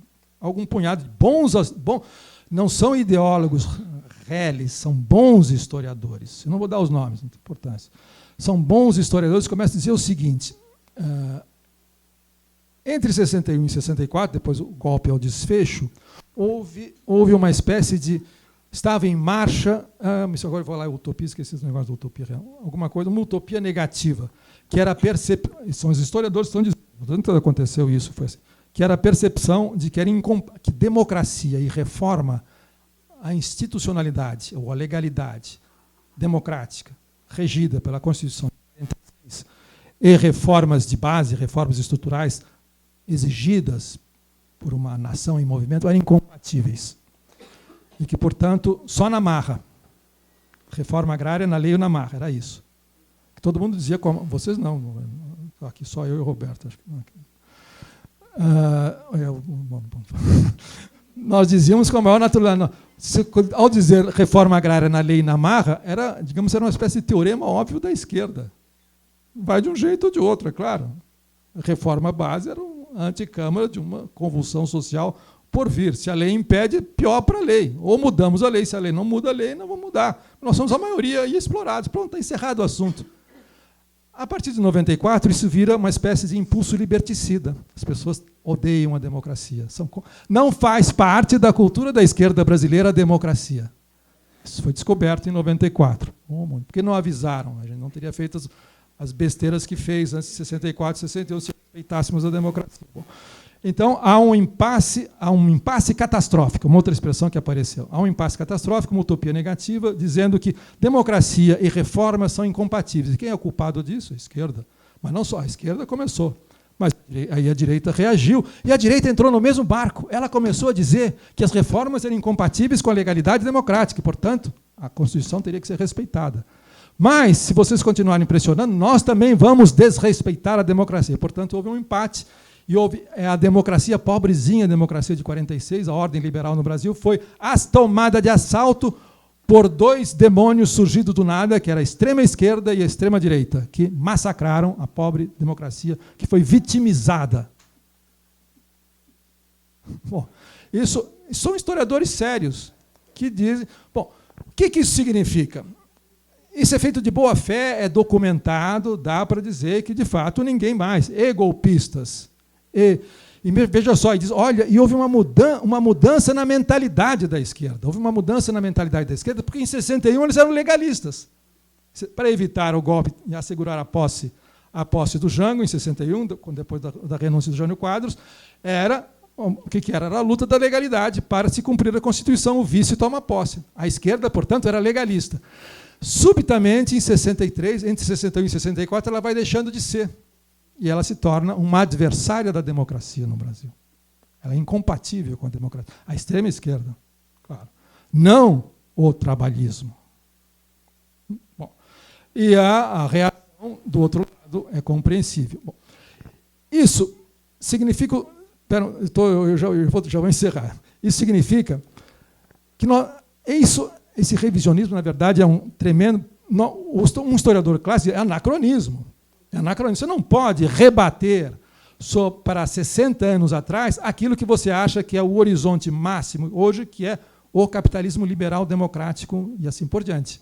E, portanto, você olha para trás e você só vê catástrofe. Só vê catástrofe, violações e desrespeitos e atentados contra a democracia, em total incompatibilidade com a democracia. Porque isso é a verdade. Isso é um anacronismo. Olha, o que eu estou dizendo não é nenhuma coisa, né? O revisionismo, ele faz parte dessa conjunção, ou dessa conjuntura que eu estou chamando do novo tempo do mundo, que mudou a percepção política do tempo. E isso é da coisa maior importância. Os revisionistas não admitiriam isso, porque eles são progressistas. Eles descobriram a democracia depois 25 anos de ditadura, descobriram a democracia. Mas é uma descoberta curiosa, você descobrir só precisar de uma ditadura para descobrir os valores da democracia. Nós não sabíamos o que nós estávamos pondo em risco e assim por diante. Bom, o que eu digo aqui não é nem anacronismo, nem revisionismo no sentido em que os historiadores rejeitam, ou de ser uma revisão. O que eu estou dizendo é o seguinte, há uma coisa nova, nós nos damos conta agora, 50 anos depois do golpe, 30 anos depois, 25 anos depois da ditadura, a ditadura continua contemporânea, atual. Não que ela esteja aí, a ditadura não está aí, o dispositivo da ditadura não está aí. Ela passa a ser um acontecimento ao qual nós reagimos como se tivesse acontecido anteontem. Isso é novo, isso é absolutamente novo, isso começou no meados dos anos 90. Um dos indícios é a primeira lei da responsabilização do Estado dos mortos e desaparecidos. Quando aparece isso, até então não existia isso no horizonte da esquerda, a direita do Sanfu, não existia no horizonte da esquerda, porque a esquerda ainda era progressista no sentido tradicional. O que a esquerda propugnava? Anistia como esquecimento. Foi a esquerda que inventou isso, não foi a direita, não. Anistia como esquecimento. Esquecemos, foi bárbaro, foram atrocidades inomináveis, mas vamos esquecer, porque a história anda. E nós vamos voltar, e nós vamos construir um Estado social, um partido de massa, e, portanto, nós queremos a volta dos nossos exilados, a abertura das prisões. Ficam lá, de crime de sangue, fica lá, coitado. Meia dúzia, vão apodrecer, mas volta. Portanto, nós estamos interessados em que a coisa vá para frente. E 64 ficou para trás. Esquecemos, é um trauma, mas ficou para trás. Era assim que se pensava no fim dos anos 70, era assim que se pensava durante os anos 80, aí veio o trambolhão em 89, perdeu-se, assim, em 90 as coisas começam a mudar. Alguma coisa muda. Alguma coisa muda. E, essa nova maré entra em cena. E o que muda? Muda é o fato de que 64 deixou de fazer parte da história como Estado Novo. O Estado Novo foi tão bárbaro quanto o 64. Durante o governo Dutra, matou-se mais comunistas do que na ditadura de 64. O critério não é quanto mais matou, quanto mais... Não é isso. Matou-se, o comunista estava fora da lei e era o inimigo. Matava, aparecia inimigo, matava, destroçava, arrebentava. Ponto. Mas, a partir de um certo momento, isso é história. Isso é história. 37, 45, isso é história para ser pesquisado ou evocado na memória dos partidos. Não, porque o trabalhismo, o socialismo, o Partido Comunista, assim por exemplo, é a nossa memória histórica, mas não é a atualidade. A partir de 94, com essas leis, com as novas leis, mesmo de responsabilização do Estado, depois de reparação, não precisa. O julgamento é uma outra. A ideia de justiça e punição jurídica é um outro capítulo. Quando isso aparece, milagre, 64 torna-se novamente atual, e não é apenas pela memória dos familiares dos mortos desaparecidos, os idosos que foram estropiados, torna-se novamente contemporâneo. E se ele é familiar, é contemporâneo, portanto faz parte do mesmo, é como se 50 anos fossem vividos agora. E se eles são vividos agora, se nós somos contemporâneos do que aconteceu há 50 anos atrás, que continua acontecendo, então o revisionismo tem sentido. Eu acho um lixo do ponto de vista ideológico, claro, mas faz inteiramente sentido que as pessoas reconheçam. Bom, então a democracia ela se expande, ela tem efeito retroativo. Assim como eu quero condenar, quero julgar, quero a verdade, quero a memória, quero julgar, quero condenar os perpetradores de tudo, portanto, a lei sobre tortura ela tem efeito retroativo. Tudo tem efeito retroativo. Então, a democracia começa a ter efeito retroativo e eu sou tomado por essa miragem da democracia que foi massacrada em 64. Ora, isso é o novo tempo do mundo. Isso significa que você está convivendo com esses mortos, ao qual você deve um acerto. E esse acerto ele é um acerto contemporâneo. Mudou, portanto, a relação da política com o tempo, do dano com o tempo, mudou. O tempo não cura mais nada, como diria o Sartre em 45. O tempo não cura mais nada. Nós achávamos, quando pensávamos a anistia como esquecimento, que o tempo curava. Ele não cura, não vai passar. Então, esse problema é ineliminável. Então, entra no tempo jurídico a ideia do imprescritível, que era impensável. É imprescritível e o efeito retroativo. Significa o quê? Que nós começamos, aí a briga com os revisionistas vai se dar nesse terreno. Nós começamos a fazer política, nós, a esquerda, fazer com que a nossa agenda de justiça e emancipação, a nossa agenda clássica, se volte para o passado. Então, um acerto de contas com o passado é a nossa agenda que era do futuro. Mas isso não é um erro. Isso é um sintoma de que o tempo mudou, que a nossa relação do tempo com a política mudou. É isso. Bom, falei demais. Agora encerra.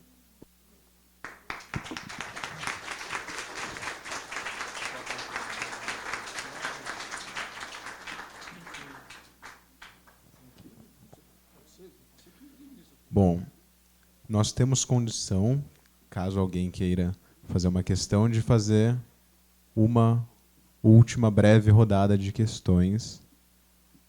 E daí depois a gente passa para a sessão de autógrafos. A gente não recebeu aqui, só recebemos uma questão por escrito do Paulo. Então eu vou pedir para você fazer a pergunta no microfone, porque está sendo gravado, e daí o Paulo Arantes passa aqui. Mas a gente realmente vai precisar de uma objetividade.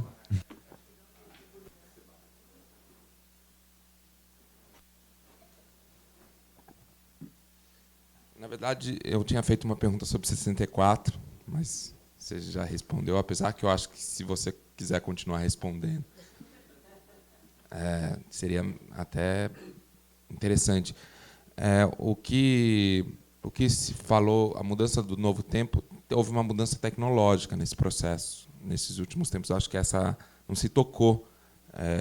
De algum modo, eu me lembro, eu sou de uma geração que viveu sobre a égide da televisão. A televisão dominou. Isso, inclusive, a Silvinha pode ajudar nessa questão. Domingo, o Fantástico deu o pior índice de audiência de todos os tempos. Não, eu acho que é um sintoma. Um sintoma que eu acho que tem a ver com a contemporaneidade, com essa relação com o tempo e, inclusive, com as informações que aparecem. E eu acho que, para entender hoje, inclusive, como está se pensando os sujeitos que estão na rua, deve-se pensar como que há a relação com a comunicação também. Como que esses meninos não só estão aprendendo em sala de aula. Eles, de algum modo, eles também aprendem quando eles ligam o Facebook. Mesmo que seja uma notícia, mesmo que 90% do que eles veem seja bobagem, aparece lá uma notícia que eles não vão ver em outro lugar porque ele é amigo de um professor de história ou de filosofia e que aquela notícia vai aparecer. Eu acho que, eu não sei se está vendo estudos sobre isso, mas o que eu acho que seria interessante para entender também o que é junho, a ideologia que também está aparecendo aí nos movimentos que estão nas ruas, que também passam também por uma certa relação com o conhecimento. Na verdade, não foi uma pergunta, mas queria que você comentasse um pouco isso, se você acha que faz parte também dessa temporalidade.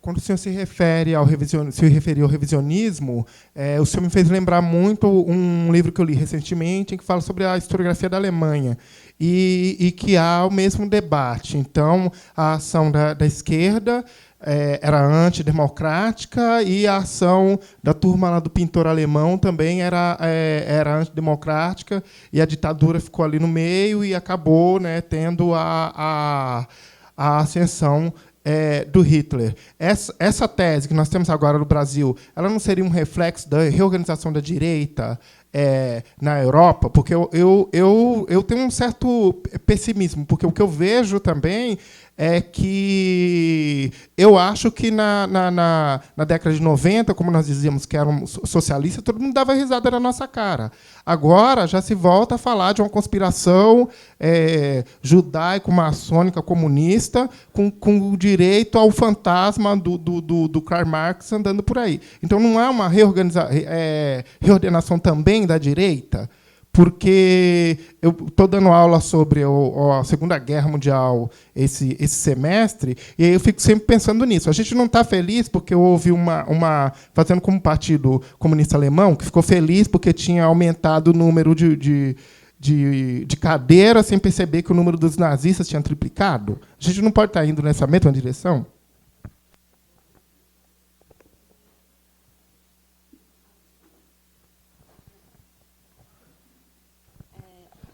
Bom, boa noite, Paulo e a mesa. Eu fiquei com uma dúvida assim na sua explicação, porque assim, eu sou de uma geração, né, que nasceu sobre o neoliberalismo, nos anos 90 e tal, e participei das manifestações de junho. E aí a dúvida que ficava é assim, que, sei lá, durante toda a minha juventude, assim, adolescência, parecia já que não existia futuro, assim.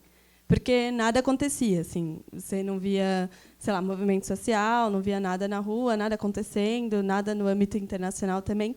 E a sensação de ir para a rua, pelo contrário, sei lá, parecia que começava a existir futuro e começava a existir expectativa de mudança.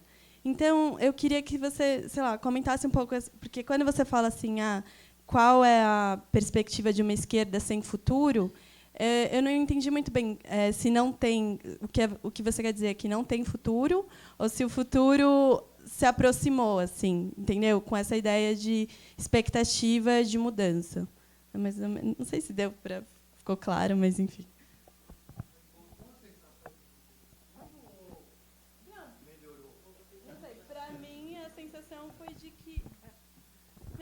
Para mim, eu não sei se as outras pessoas que participaram, porque eu sei que tem pessoas que participaram aqui, foi de que poderia existir alguma perspectiva de mudança e de futuro.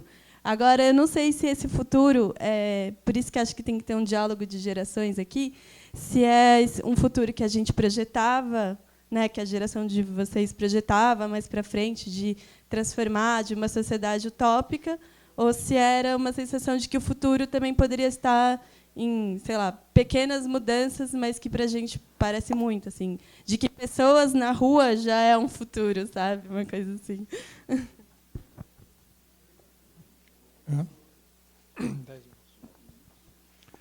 Bom, a primeira pergunta do Yasha.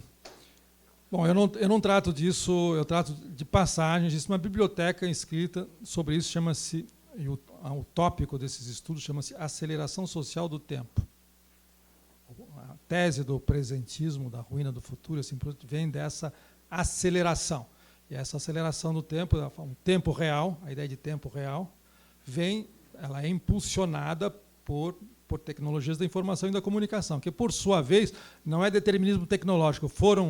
Elas vêm da guerra, o complexo, a indústria militar que concebeu todas essas tecnologias da informação e da comunicação, ao básico dele, por razões estratégicas, de racionalização no sentido weberiano, e que reexporta para a sociedade, ao qual se recorreu na medida em que o capital deu um tranco e entrou, digamos, numa fase contra-revolucionária sem revolução. Essa é a novidade do período que o Marcuse já havia anunciado nos anos 70. Nós vamos conhecer agora a contra-revolução permanente sem revolução. E é o que está no Brasil. No Brasil nós temos uma contra-insurgência permanente sem insurgência. Mas a contra-insurgência ela é permanente. Já começou no Rio, já começou agora segunda-feira, que nós íamos preparar para o presentinho da Copa, vamos antecipar um mês, porque não dá dando para segurar a barra. Mas cadê a insurgência? Mas está aí. Bom, então, eu não abordei diretamente esse tópico, que foi essa tecnologia que foi mobilizada no momento em que ela foi mobilizada para poder desestruturar esse mundo do trabalho, que não é mais um mundo do trabalho, não existe mais mundo.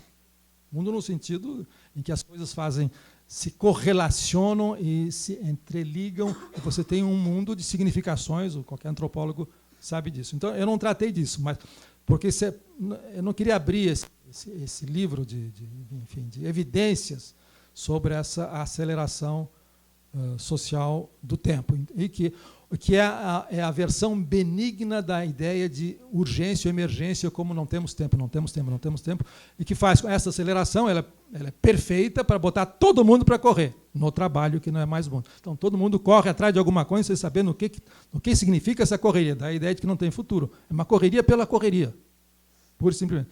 Segunda pergunta sobre Weimar. Eu acho que esse fantasma da República de Weimar que você está estudando é um fantasma, não tem nada a ver conosco. Isso é apenas... Curiosamente, é a esquerda que o evoca. A direita não está nem aí, a direita estão ganhando o jogo de goleada. Aí a esquerda que está querendo participar desse jogo como auxiliar, ela fica, então, montando esses espantalhos. Não repitamos o que aconteceu em Weimar. Os socialistas não são os nossos inimigos, não são os inimigos são os fascistas. Aí, felizmente, aparecem fascistas na rua. Sempre tem, não? Tem. Esses núcleos existem por várias razões. É uma pulsão que se encarna em várias, que se cristaliza de várias maneiras. Para fazer a moçada ficar quieta. E, portanto, eu acho que não há possibilidade. Se abusa da palavra fascismo. Eu acho que o que vem por aí é uma coisa nova, diferente, igualmente horrorosa. Então, peguem, pelo menos, o que está acontecendo na Grécia, que é uma das coisas mais pavorosas. Na Grécia, os trabalhadores imigrados, ou nem trabalhadores, simplesmente os imigrados, os refugiados, os removidos que vêm do Afeganistão, do Iraque, da Síria, ficam em bairros específicos, eles não podem sequer sair de casa, são massacrados. E não só na Grécia, na Europa inteira. Então existe racismo, xenofobia, e vai lá embaixo, e pega fundo. É claro que aí começa a imaginação, todo mundo começa a fantasiar com seus ritos, com suas bandeiras, é estetizado e reaparece toda a iconografia do Terceiro Reich, reaparece. Mas não tem mais nada a ver com o Terceiro Reich, por uma razão muito simples, não existe classe trabalhadora organizada a ponto de tomar o poder ou uma revolução como existia nos anos 30. Isso está fora de cogitação. Então, eles estão batendo na população excedente, estão exterminando a população excedente porque faz parte da engrenagem. A onda punitiva não poupa ninguém. Então você tem um aparelho coercitivo legal de Estado de Direito na França, que encarcera, que arrebenta, e você tem depois os malucos na rua que fazem a mesma coisa, que são considerados malucos e servem para assustar aqueles que são a favor de pegar esses malucos, ou as vítimas desses malucos, e colocar na cadeia para que a rua fique tranquila. Então, bom, e voltando para a Grécia, então. Um dos argumentos, digamos, eu acho frouxo, mas em todo caso é um argumento interessante do Timothy Clark, quando ele fala da esquerda sem futuro. Quem é que pensa em futuro em termos redentores apocalípticos, que a nossa hora chegou hoje? São os socialistas europeus, mas são desdentados, estão mortos, são sonâmbulos, não são nada. Bolcheviques não existem mais. Então, quem está pensando no futuro como a nossa hora está chegando, a nossa grande expectativa? É a extrema-direita. E a extrema-direita, esses têm um programa, um futuro apocalíptico por acontecer. Essa é uma coisa que a gente tem que pensar melhor. Mas eu acho que esses revivals, as revivescências históricas, nós temos que aprender o que aconteceu, o que foi o importante, saber o que foi a luta antifascista nos anos 30, como é que houve uma guerra, e por que essa luta é esquecida, e se a gente olha para trás, só tem vítimas. Não tem mais combatentes, não tem mais luta, não tem mais nada. Só as vítimas. Holocausto e companhia, assim por diante, dos genocídios. Isso é o mais grave. Esse é o problema que aconteceu lá na Rua Tutóia. E o último, da futuro. Então, dizer assim, em 3 minutos. É claro que quando você diz na rua, nós sentimos que havia um futuro, começamos a respirar, é óbvio. É óbvio também, todo mundo. Porque aconteceu... eu vou te dar em 2 respostas. Primeira, 2 pontos. Primeira coisa, na rua você sentia que alguma coisa estava acontecendo, o que não era o caso na pasmaceira mundial ou numa sociedade pretensamente pacificada, embora se chacine regularmente todos os fins de semana nesse país, não acontecia nada. Então, algo acontece. Bom, nesse enquadramento, digamos, de percepção do tempo, política e social que eu uso nesses ensaios, significa o seguinte, que o acontecimento voltou. Ele voltou porque você tem uma conjuntura perpétua, permanente, perene, que não tem desfecho, como tinha antigamente, um desfecho, um golpe, como não tem desfecho. Então você tem uma ciranda de acontecimentos, só que nesses acontecimentos não acontece nada, de repente acontece alguma coisa. Então aparece o que alguns chamam de acontecimento monstro. E esses acontecimentos, eles falam sobre eles mesmos, começam a se autonarrar como se já estivessem indo para o passado. E nesse momento, uma certa percepção da história funcionando aparece. Nós temos novamente alguma coisa nessa direção. Bom, isso posto, não significa que o meu futuro não voltou para você. O seu futuro é completamente diferente. O seu futuro está vinculado a uma coisa política chamada ação direta, que não existia no meu tempo. No meu tempo era o tempo das mediações, das grandes organizações, do chão de fábrica, da mediação, dos partidos políticos, do progresso, do programa de transição e por aí afora, porque nós tínhamos a história a nosso favor e nós éramos pacientes, nós sabíamos esperar, porque cedo ou tarde, trabalhando na boa direção, com a boa direção, nós chegaríamos lá.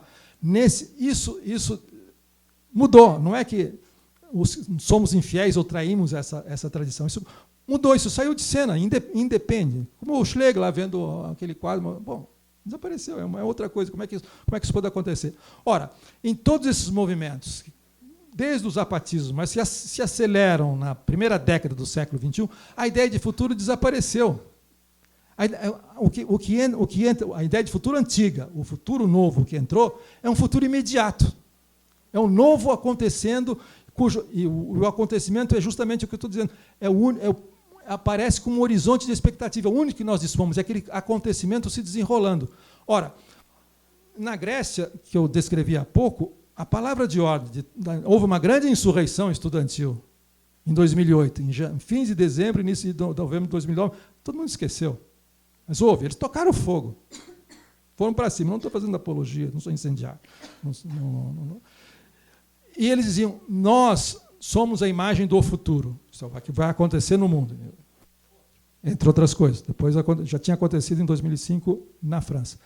E eles diziam o seguinte, nós não temos proposta nenhuma. Não temos programa. Nós simplesmente somos contra o Estado e contra o capital. Ponto. Não temos um programa de transição, não temos um programa de governo, não estamos na rua para isso. Isto é, não tem teleologia, como eles diziam. Não tem.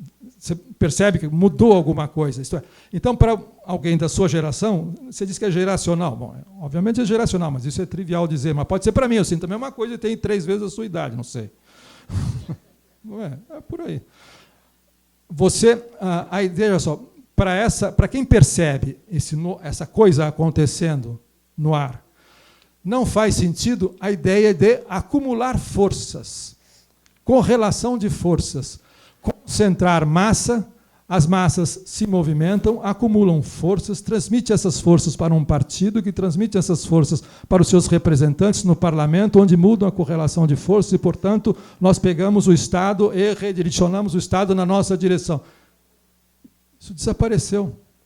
Isso não está em cogitação. E mesmo aqueles que propugnam essa política, que assim, ela envelheceu, não é dogma, não estou refutando, ela simplesmente é uma coisa da vida, ela desapareceu. Eles não conseguem mais fazer isso. Não conseguem mais fazer isso na rua. Conseguem só nos aparelhos. Os aparelhos vão para o brejo, eles alternam, vão perder as eleições, depois voltam, assim por diante. Vão ficar órfãos, eles não sabem mais fazer. Eles só sabem fazer essa coisa antiga. Quando eles passarem para a oposição, depois de outubro, eles não vão mais saber o que fazer, estão perdidos. Estão perdidos. Completamente. Onde estão os nossos gabinetes, os nossos mandatos? Onde é que estão os nossos estatais? Não sabem mais o que fazer, os nossos movimentos, os nossos partidos. Estão que reaprender a fazer aquilo que eles sabem fazer, que era de 20 anos atrás, mas eles esqueceram. Enquanto isso, com gente como você já está alguns quilômetros lá na frente. Então, e ninguém é culpado de nada, ninguém traiu ninguém é imbecil, ninguém é ideólogo, não é, porque é isso. É assim que está acontecendo. Ponto.